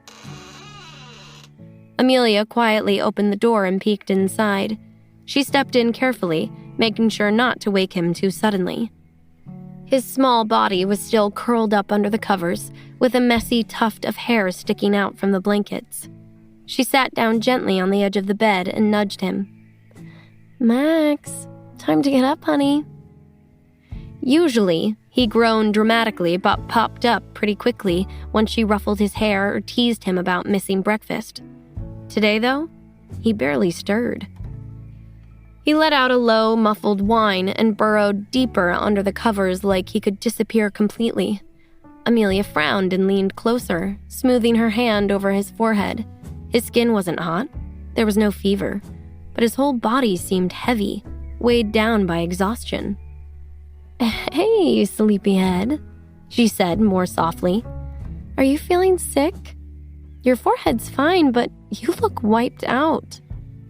Max cracked one eye open at her, his lashes fluttering sluggishly. He remembered suddenly staying up half the night playing Supernova, sneaking around in the dark, laughing with Sunny through his headset. He swallowed thickly, guilt pinching his stomach. He couldn't exactly tell his mom he'd pulled an all-nighter playing video games. He gave her a lazy shrug and mumbled, I'm fine, just tired."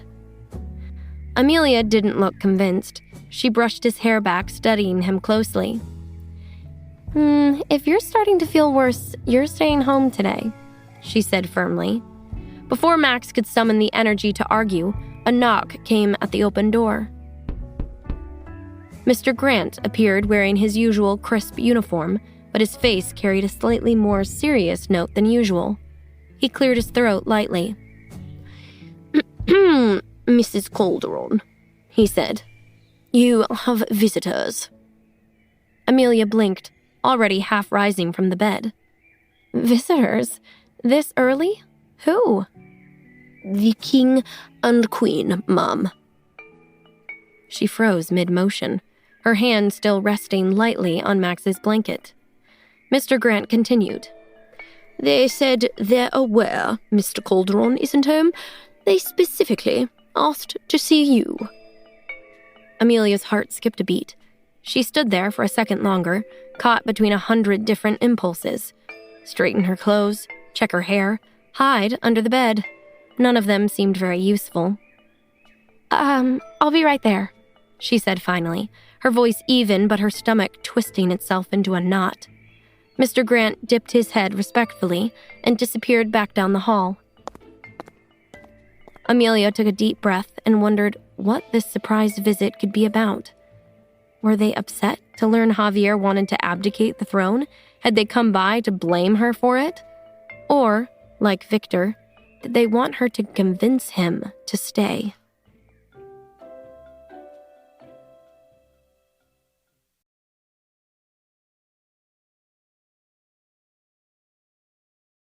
Standing in Max's room, Amelia's brain spun with anxieties. Why did her royal in-laws drop by unannounced? And what did they want with her? Max kicked his legs out from under the blanket, sitting up slowly like a knight preparing for battle. His hair stuck up in every direction, and he blinked at Amelia with serious, sleepy determination. Don't worry, Mom, he said in a low, dramatic whisper, leaning closer like they were plotting some secret mission. If Grandpa is mean to you, I'll have your back. Amelia's heart squeezed to see her fierce little protector rubbing sleep out of his eyes. She bent down and kissed the crown of his head. Thanks, little moon, she whispered back. But right now, you need to focus on getting dressed, or you're going to be late for school. Leave the grumpy grandparents to me. Max groaned and flopped dramatically back onto the bed for a second before dragging himself upright again, clearly gathering what little strength he had left after a night of very little sleep. Amelia gave him a soft smile, then straightened and walked toward the door, forcing herself to move with calm, steady steps, even though her stomach was tightening into a fist.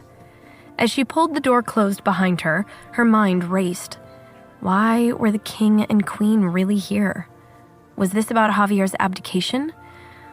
Were they going to ask her, beg her maybe, to stop him, to convince him to stay? Or worse, were they going to blame her, scold her for stealing their crown prince away? The thought made her heart pound a little harder as she descended the stairs, every step echoing in the quiet of the house. When Amelia entered the living room, the king and queen were already seated stiffly on one of the velvet sofas, looking every inch like monarchs in the casual morning light. Good morning, Amelia, the queen greeted. Giovanna smiled warmly as Amelia slowly made her way to them. She hesitated, wondering where to sit in proximity to them, and Sebastian grew impatient. He huffed. Oh, stop dawdling, Amelia. Please just pick a seat and join us. Come, sit next to me, dear, the queen offered kindly. Amelia tried to channel some patience. She sat stiffly and tried to prepare for whatever mental or emotional attack they were about to inflict on her. But instead of instigating a tense confrontation, Giovanna simply turned her attention to Beatrice, her assistant, and instructed. Please tell the staff to bring the things in. Amelia blinked in confusion, wondering what things she could be referring to. And then the double doors to the entrance opened, and a line of staff began filing in, their arms stacked with, well, everything you could imagine. Amelia watched, stunned, as her living room filled up around her with towering floral arrangements, gift boxes with elaborate wrapping, fruit baskets so massive they looked like centerpieces for a royal feast, and trays of glittering chocolate. What is all of this? She finally managed to say, completely thrown. Giovanna smiled, clearly pleased with herself. Oh, wedding gifts. Sebastian and I wanted to congratulate you formally. Amelia's mouth opened, but no words came out. The queen reached into her handbag and pulled out a small velvet box, opening it to reveal a dazzling tennis bracelet. Amelia instantly recognized it, the one Giovanna had once tried to give her before, back when everything between them was tense and conditional. Giovanna stood and approached her, holding out the box. This was meant for my future daughter-in-law, she said firmly. I tried to give it to you once before. You have to take it now. Amelia's instinct was to protest such an extravagant gift, but the queen's expression didn't allow for refusal. So, graciously, Amelia accepted the bracelet. Thank you, Giovanna. It's beautiful. Giovanna patted her hand and smiled giddily before whispering, Call me Mom. Oh, or I suppose you have quite a few mothers in your lineup, don't you, dear? No matter, call me whatever you like. Amelia finally exhaled in relief as it settled in that they were not here to put her through an emotional attack, at least not an unpleasant one, anyway. Just then, Giovanna's expression filled with a bit of disappointment. I do wish we had been invited to the courthouse for the final signing, she said. But at least there's still a royal wedding to plan, so you know I intend to be very involved in that. So be warned. Sebastian huffed at a laugh, knowing just how much the Queen meant that. We'll need a date and a venue soon, preferably in the spring. Amelia's eyes widened. Spring? As in this spring? Giovanna nodded like it was the most obvious thing in the world. Of course. A spring wedding is ideal. Amelia's brain spun, trying to process the sudden shift. How had they gone from disapproving parents to royal wedding planners in just a couple days? Before she could respond, the grouchy Sebastian cut through the moment like a knife. If you're all done chattering about weddings, he said, there's actual business to deal with. The king leaned forward, fixing Amelia with a pointed stare. We need to schedule the portrait session for the royal family holiday photo. Amelia, still half reeling from everything else, nodded quickly. Of course. Max can be available any day. Sebastian's gaze didn't waver. And you? Amelia blinked. Me? Sebastian's tone turned gruff and impatient. You're his wife now, aren't you? So you're a part of the family portrait. It's clear by now that my stubborn son will do anything to be with you. He's even willing to throw away his legacy and birthright for you, he said, lamenting, and sighed before continuing. We've given up on fighting against this marriage. All it has done is tear this family apart. She opened her mouth to say that she thought they didn't want her anywhere near their holiday traditions, but she caught herself. Maybe this was it. Perhaps this was what acceptance looked like from Sebastian Calderon. Not warmth or affection, but a gruff, reluctant acknowledgement. It wasn't perfect. It wasn't what she had once dreamed of, but for now it could be enough. Sebastian, sensing her hesitation, narrowed his eyes. So, will you or will you not come be in our holiday portrait? Of course, Your Majesty. I'll be there. For better or worse, she was in this now. Just then, Javier stepped into the foyer, loosening the knot of his tie with one hand as he shrugged off his jacket. His morning meeting got canceled, so he decided to go home and work from the study for the rest of the day.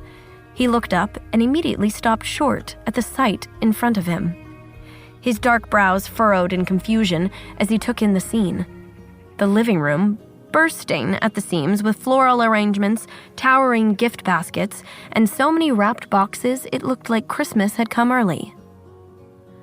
What on earth is going on in here? He asked, his voice somewhere between baffled and suspicious. Did a gift shop explode in our house? Amelia turned from where she stood near the couch, a little dazed herself by the mountain of offerings. She gave him a small smile and crossed over to him. Your parents surprised me, she said lightly. Apparently they came to deliver wedding presents. Javier glanced toward the sofas, where Giovanna rose with a bright, almost mischievous smile. Son, we came to congratulate the bride, she said, sweeping forward like a queen about to bestow a blessing. Although, I should be furious with you for finalizing the marriage without telling me. She pointed her finger at him in a playful warning. Once you manage to make baby number 2, I better hear the news that very same day, the moment you find out. You understand? Amelia stifled a laugh as she watched Javier patiently endure his mother's scolding. When his gaze shifted past his mother, it landed on Sebastian, who sat back stiffly on the sofa, arms crossed, saying nothing. His expression was unreadable, his mouth set in a thin, unhappy line.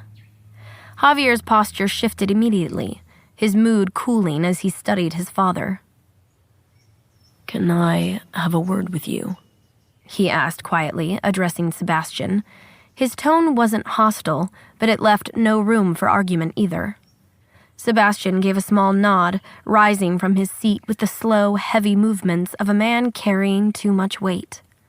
Javier glanced back at Amelia, giving her hand a quick squeeze before turning and leading his father down the hallway toward the study, the unspoken tension trailing after them like a shadow.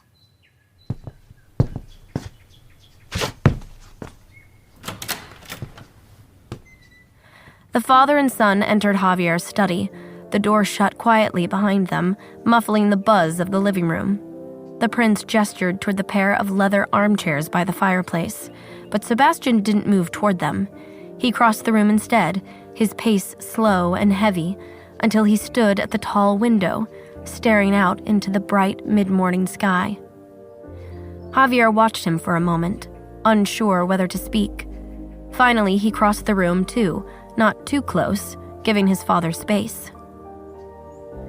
"I wanted to have a proper conversation," Javier said quietly, his hands slipping into his pockets.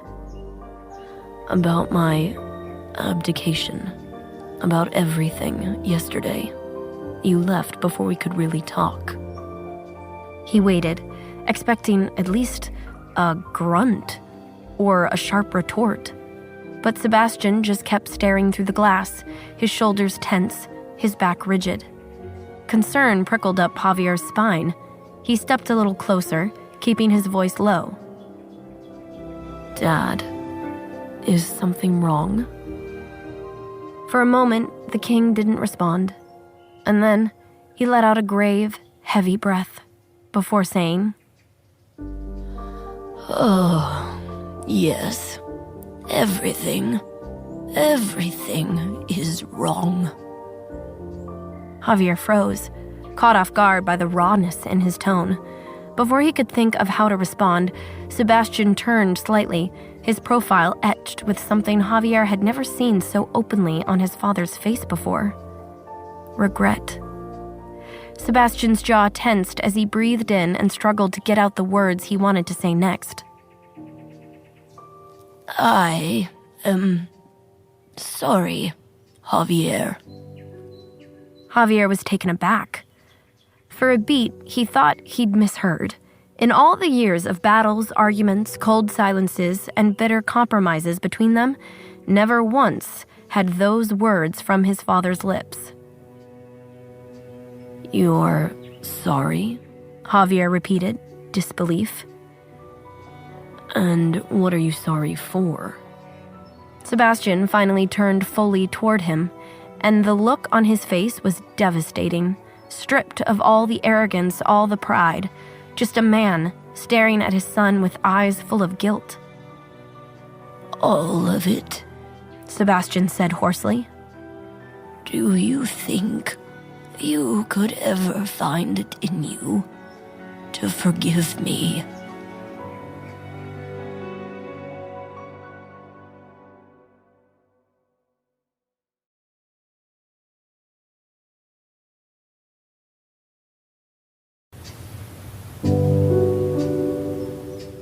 "All of it?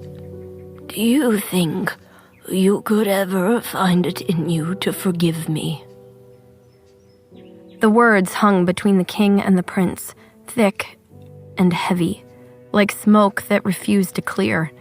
Sebastian's shoulders seemed to sag a little more under the weight of the silence, but Javier didn't let him off the hook that easily. His jaw tightened as he crossed his arms loosely over his chest and stared at his father, waiting.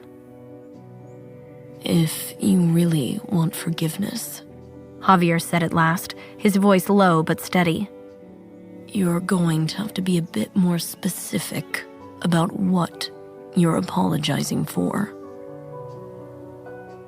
Sebastian let out a heavy, tired sigh. He turned away from the window and slowly sank into one of the armchairs.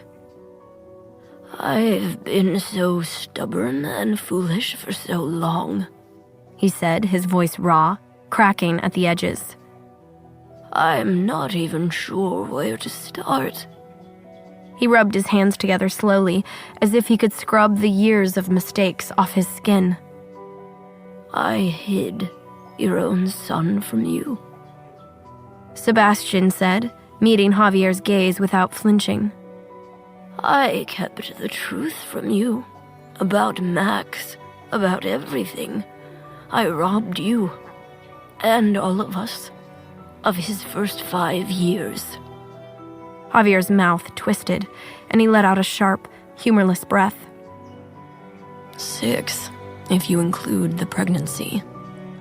Sebastian closed his eyes briefly, as if the correction drove the blade even deeper. I deserve that," he muttered.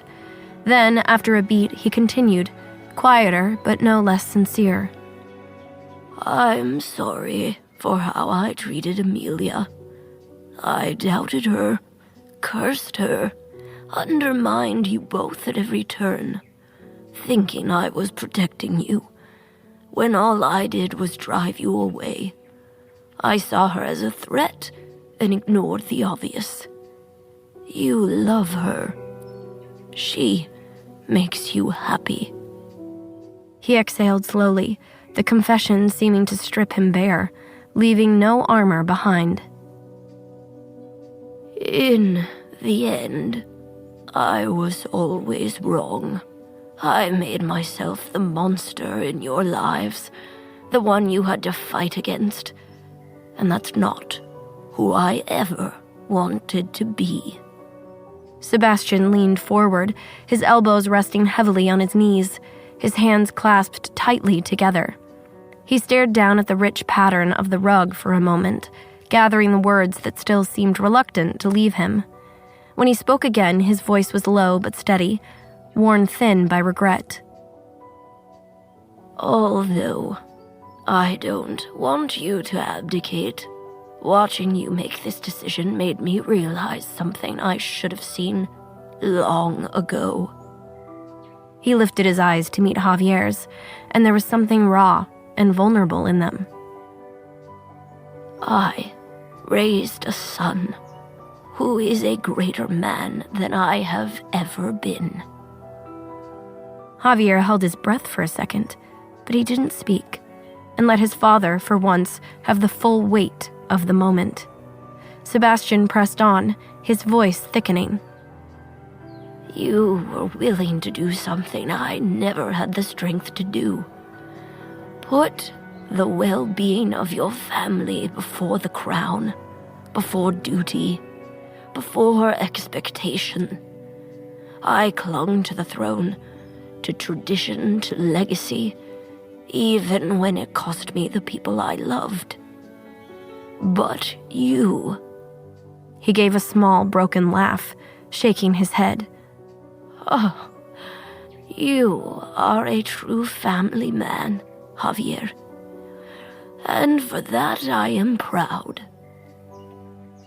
The admission somehow made the room feel heavier, filled with the things that had gone unspoken between them for too long. Javier's jaw tightened, but he still kept his silence. Sebastian shifted again, almost like he was bracing himself for the worst part. "And I owe you another apology," he said quietly. "For what happened that day, the day I crashed your wedding." Sebastian continued, his voice tightening into something raw. "A father is meant to protect his children, not order that they be beaten, especially not for standing firm in their convictions." Javier exhaled sharply through his nose, his fist clenching against the armrest. "Yeah, that was a hard day," he said hoarsely. "For a lot of reasons, but especially that one."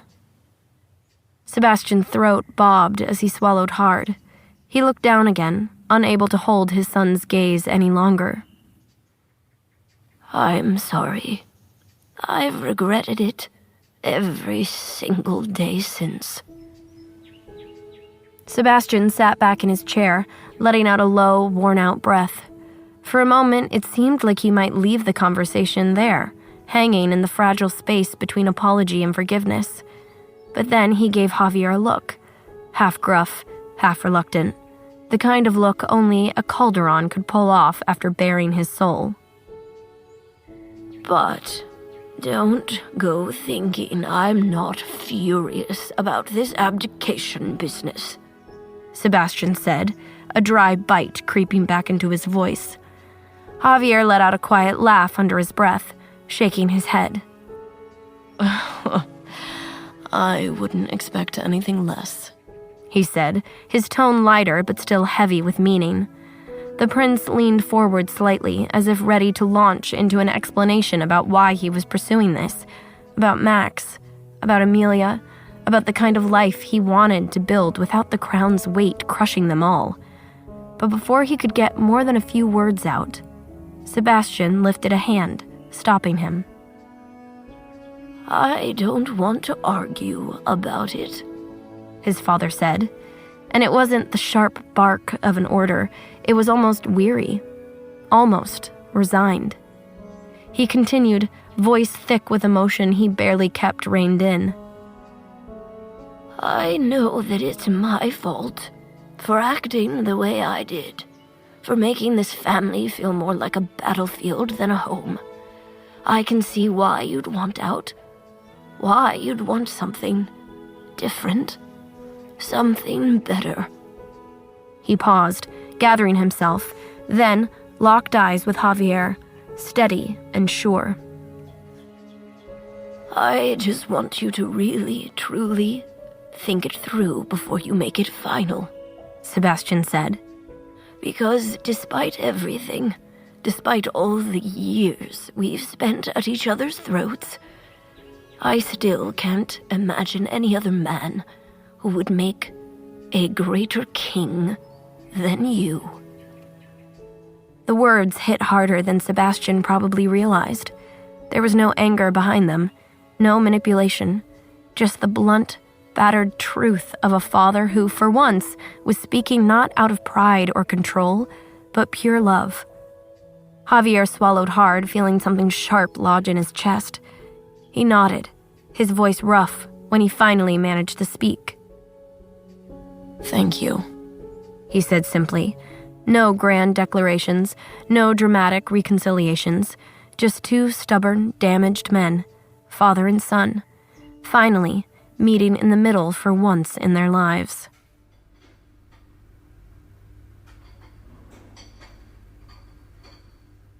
Meanwhile, downstairs, the atmosphere was calmer. The kitchen filled with the comforting scent of warm empanadas as Amelia moved around the counter, pulling plates from the cabinet and sliding a tray into the oven. Giovanna sat at the breakfast nook, her hands folded neatly in her lap, watching her soon-to-be daughter-in-law with a look that was far softer than usual. After a few minutes of quiet, Giovanna broke the silence, her voice uncharacteristically tentative. "I owe you an apology," she said, the words slipping out with rare sincerity. Amelia glanced over her shoulder, surprised but kept her face open, encouraging. Giovanna smiled faintly, a little self-deprecating. "For letting all the foolishness of the past few months put a wedge between us. I adored you the moment I finally, truly met you, and I should have trusted that instinct more. I should have pushed back harder against Sebastian's stubbornness instead of standing by and letting it poison everything." She gave a rueful little sigh, shaking her head. Oh, though, God knows that man is an immovable rock when he digs in his heels. Amelia let out a small, genuine laugh, the sound easing some of the tension in the air. She came to the table and set down a plate of empanadas between them, sitting across from Giovanna, her hands loose and relaxed. I never blamed you, Amelia said softly. I understand how much pressure you must have been under.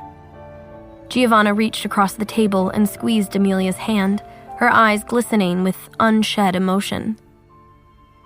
I'd like it if we could move forward, too. I don't want our relationship to be strained. I miss that day we had at the mall. I miss feeling like we could be close. I hope we can find our way back to spending more days together like that. I'd like that too, Amelia said warmly. Very much. The two women shared a look, one that felt, finally, like the foundation of something real being laid between them. Just then, the sound of footsteps approaching pulled their attention toward the hall. Javier and Sebastian reappeared, both men looking more grounded than when they'd left. Javier caught Amelia's eye and gave her a small, reassuring smile. He came to stand beside her, resting a hand lightly on the back of her chair. Amelia, my father has something he wants to say to you, Javier said.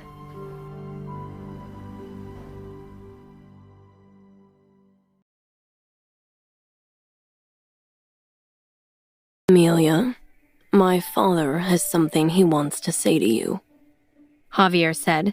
He squeezed Amelia's shoulder gently before stepping back, giving his father room to approach. Sebastian, always uncomfortable with anything resembling vulnerability, shifted awkwardly on his feet for a beat too long before finally pulling Amelia into a brief, rough hug. It wasn't smooth or warm. His arms were rigid, like he wasn't quite sure how to do it properly. But the fact that Sebastian Calderon did it at all spoke volumes. Amelia blinked, stunned into silence. Sebastian grunted under his breath, pulling back and clearing his throat. Welcome to the family, he said, voice gruff but not unkind. Amelia opened her mouth, but before she could respond, he pushed forward, clearly determined to get through the hard parts without losing momentum. And I'm sorry, Sebastian said, the words coming out in a single, grumbled breath, like it physically pained him to say it. Sorry for being an ass. He shifted again, clearing his throat as if he wanted to swallow the moment whole and move on. I know it might take some time, but I hope you'll find a way to forgive me. Amelia, still a little wide-eyed from the shock of it all, found herself smiling warmly despite everything. Thank you, Sebastian, she said, her voice soft but sure. Sebastian gave a small nod, clearly uncomfortable with lingering too long in emotional waters. He then fished a hand into his jacket pocket and pulled out a medium-sized antique velvet box, which he held out to Amelia. Then, awkwardly said, We actually have one more gift we wanted to give you. Amelia hesitated and glanced at Javier, who just shrugged. Don't look at me. I'm as clueless as you are. She slowly accepted the box with a tight grin, and when she lifted its lid, her breath caught in her throat. Inside, nestled against dark velvet, was a delicate, antique tiara. It was platinum and encrusted with diamonds and bright blue sapphires, which all sparkled as they caught the light and sent tiny reflections of stars bouncing around the kitchen. Sebastian watched Amelia's reaction closely. That there is the first tiara my family gave to Giovanna when she became my princess, he said. Now, it's yours. Amelia's eyes filled with mist and stung unexpectedly as she looked up at him. The weight of the gesture and the history behind it made her chest tighten. Thank you. I'd never owned anything this beautiful, she said, her voice thick with emotion. Sebastian shuffled closer and reached for the tiara. May I? Please, Amelia said softly with a smile, and Sebastian reverently placed it atop her head. Though Amelia was standing in her fuzzy slippers and sweatpants, the tiara seemed as if it was made to belong to her, a natural extension of her spirit, rather than her station. The stunning sight of her in it caused the room to hold its breath. But of course, Sebastian couldn't just leave it at that. He added pointedly, "But keep in mind that should Javier renounce the crown, that tiara will essentially become a meaningless piece of jewelry once you no longer hold the title of princess." Javier groaned under his breath. You couldn't just give her a nice gift. You had to include the guilt trip, too. Giovanna rolled her eyes and waved a hand between them.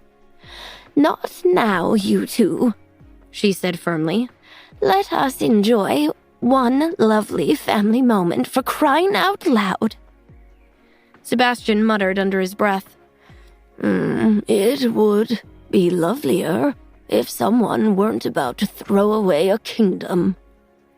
Javier heard the comment, but wisely chose to ignore his father and let it be. He figured there must be a limit to how much progress the stubborn old man can make in a day. Just as the air started to settle, footsteps padded down the hall, and Max appeared in the kitchen, dressed for school with his backpack slung over his shoulder. His eyes were still groggy from his late night of gaming, but when he looked up and saw his mother standing there with a glittering tiara on her head, he froze mid-step, and his mouth opened in a gasp. Big star! You look like the prettiest princess, he said in an innocent awe. Amelia smiled sweetly and self-consciously smoothed out her clothes. Javier ruffled his son's hair. That's because she is one, he said. Amelia knelt down a little so Max could get a better look at the tiara. Do you like it? She asked, smiling. It was a gift from your grandpa Sebastian. Max's eyes widened in surprise and looked at his grandfather, who was still seated stiffly at the counter. Hearing the tiara had come from Sebastian seemed to short-circuit his little brain for a second. Really? Max asked, glancing suspiciously between his mom and Sebastian, as if trying to work out if this was a joke. Really? Amelia said, still smiling. And I got more than the tiara. Your grandma and grandpa came by to congratulate me on finalizing the marriage with your dad. Max blinked as he absorbed that. They're not mad that you got married? Giovanna jumped in, her voice warm. Oh, we're very happy for your mom and dad, Max. Right, Sebastian? She said, leading, and he cleared his throat. Yes, this is a day of celebration for the Calderons. Max studied his grandfather for a long, careful moment, then leaned up and whispered something in Amelia's ear. It was so quiet that only she could hear it and responded to him with a soft nod. Without another word, Max suddenly scurried out of the room as the adults watched, curious. Sebastian raised an eyebrow but didn't say anything. A minute later, Max returned and walked straight up to Sebastian, standing tall and serious. He held out his hand to his grandfather, and when he opened his fist, Sebastian's lucky rock was sitting in his palm. It was the rock Max had given his grandpa months ago, only to take it back in anger when Sebastian disapproved of his parents' marriage. Now, Max stood returning it to its rightful owner. Sebastian's eyes softened in gratitude as he slowly reached out and plucked the rock from Max's hand. A tenderness filled his gaze, as he carefully tucked the rock back into the inner pocket of his coat, where it had always belonged. "Thank you, Max." Max beamed up at the gruff old man, proud and earnest. And just like that, a rift that had once seemed impossible to heal closed a little more.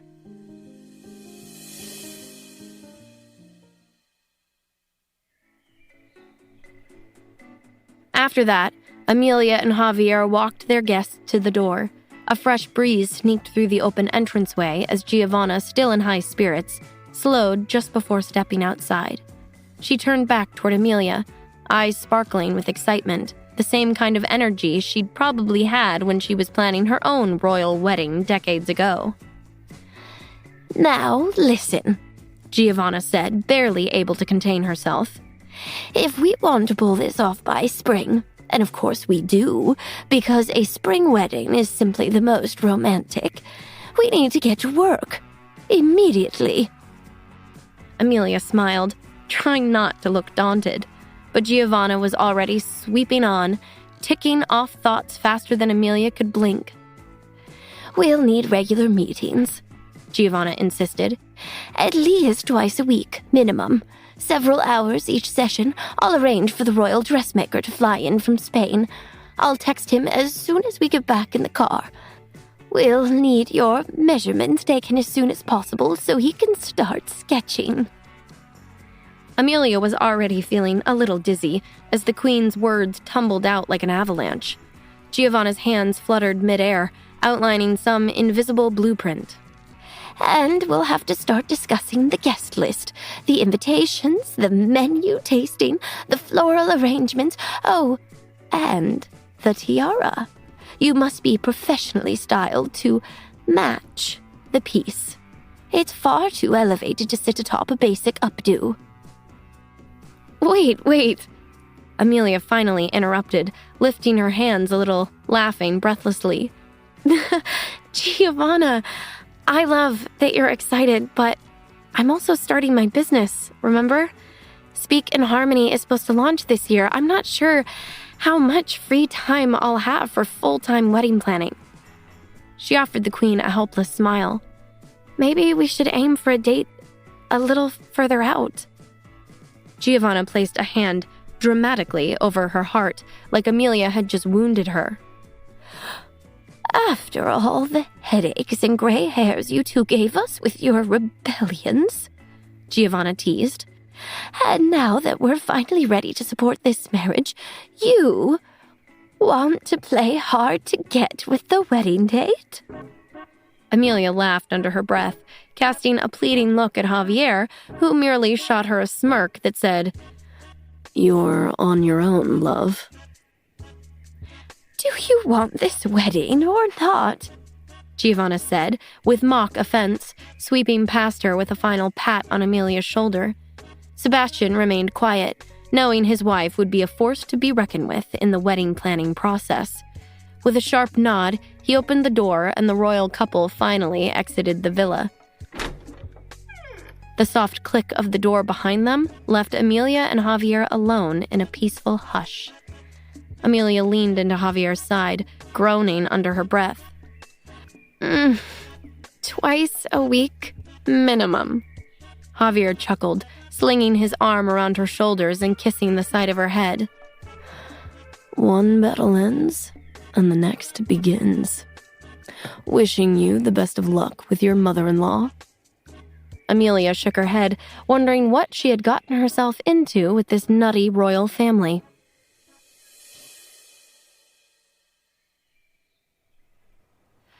Later that morning, Amelia had plans to meet Faith at the new headquarters for Speak in Harmony. Now that they finally had office space, courtesy of the prince himself, it was time to get serious about getting the business off the ground. 1 hour later, Faith and Amelia met up at their office and started with lunch. The scent of new paint still lingered faintly in the air as Amelia stepped into the bright lobby, the sun catching on the gleaming hardwood floors. It felt like walking into the skeleton of a dream, not quite built yet, but so full of possibility it practically buzzed. Faith was already there, perched on the edge of the reception counter, 2 takeout bags sitting beside her. She waved a sandwich at Amelia like a greeting. Lunch first, ambition second, Faith said cheerfully. Otherwise, we'll end up passed out on these shiny floors. Amelia laughed and dropped her bag into one of the empty chairs, snagging her sandwich and plopping down next to Faith. With a mouthful of chips, Faith demanded, So, tell me everything. I cannot believe the king and queen are finally on board with you and Javier. I mean, seriously, who had a spring royal wedding on their bingo card? 'Cause it sure as hell wasn't me. Amelia grinned sheepishly. I think they're still a little stunned themselves. Faith exhaled, exasperated. The spring? Amelia, that gives me, no time to plan your bachelorette party. This is an injustice. Amelia chuckled. Faith, you don't have to throw me an elaborate party. Don't have to? Babe. Faith pointed at her dramatically. You're marrying a prince. You are legally and morally obligated to have a send-off worthy of launching you into princesshood.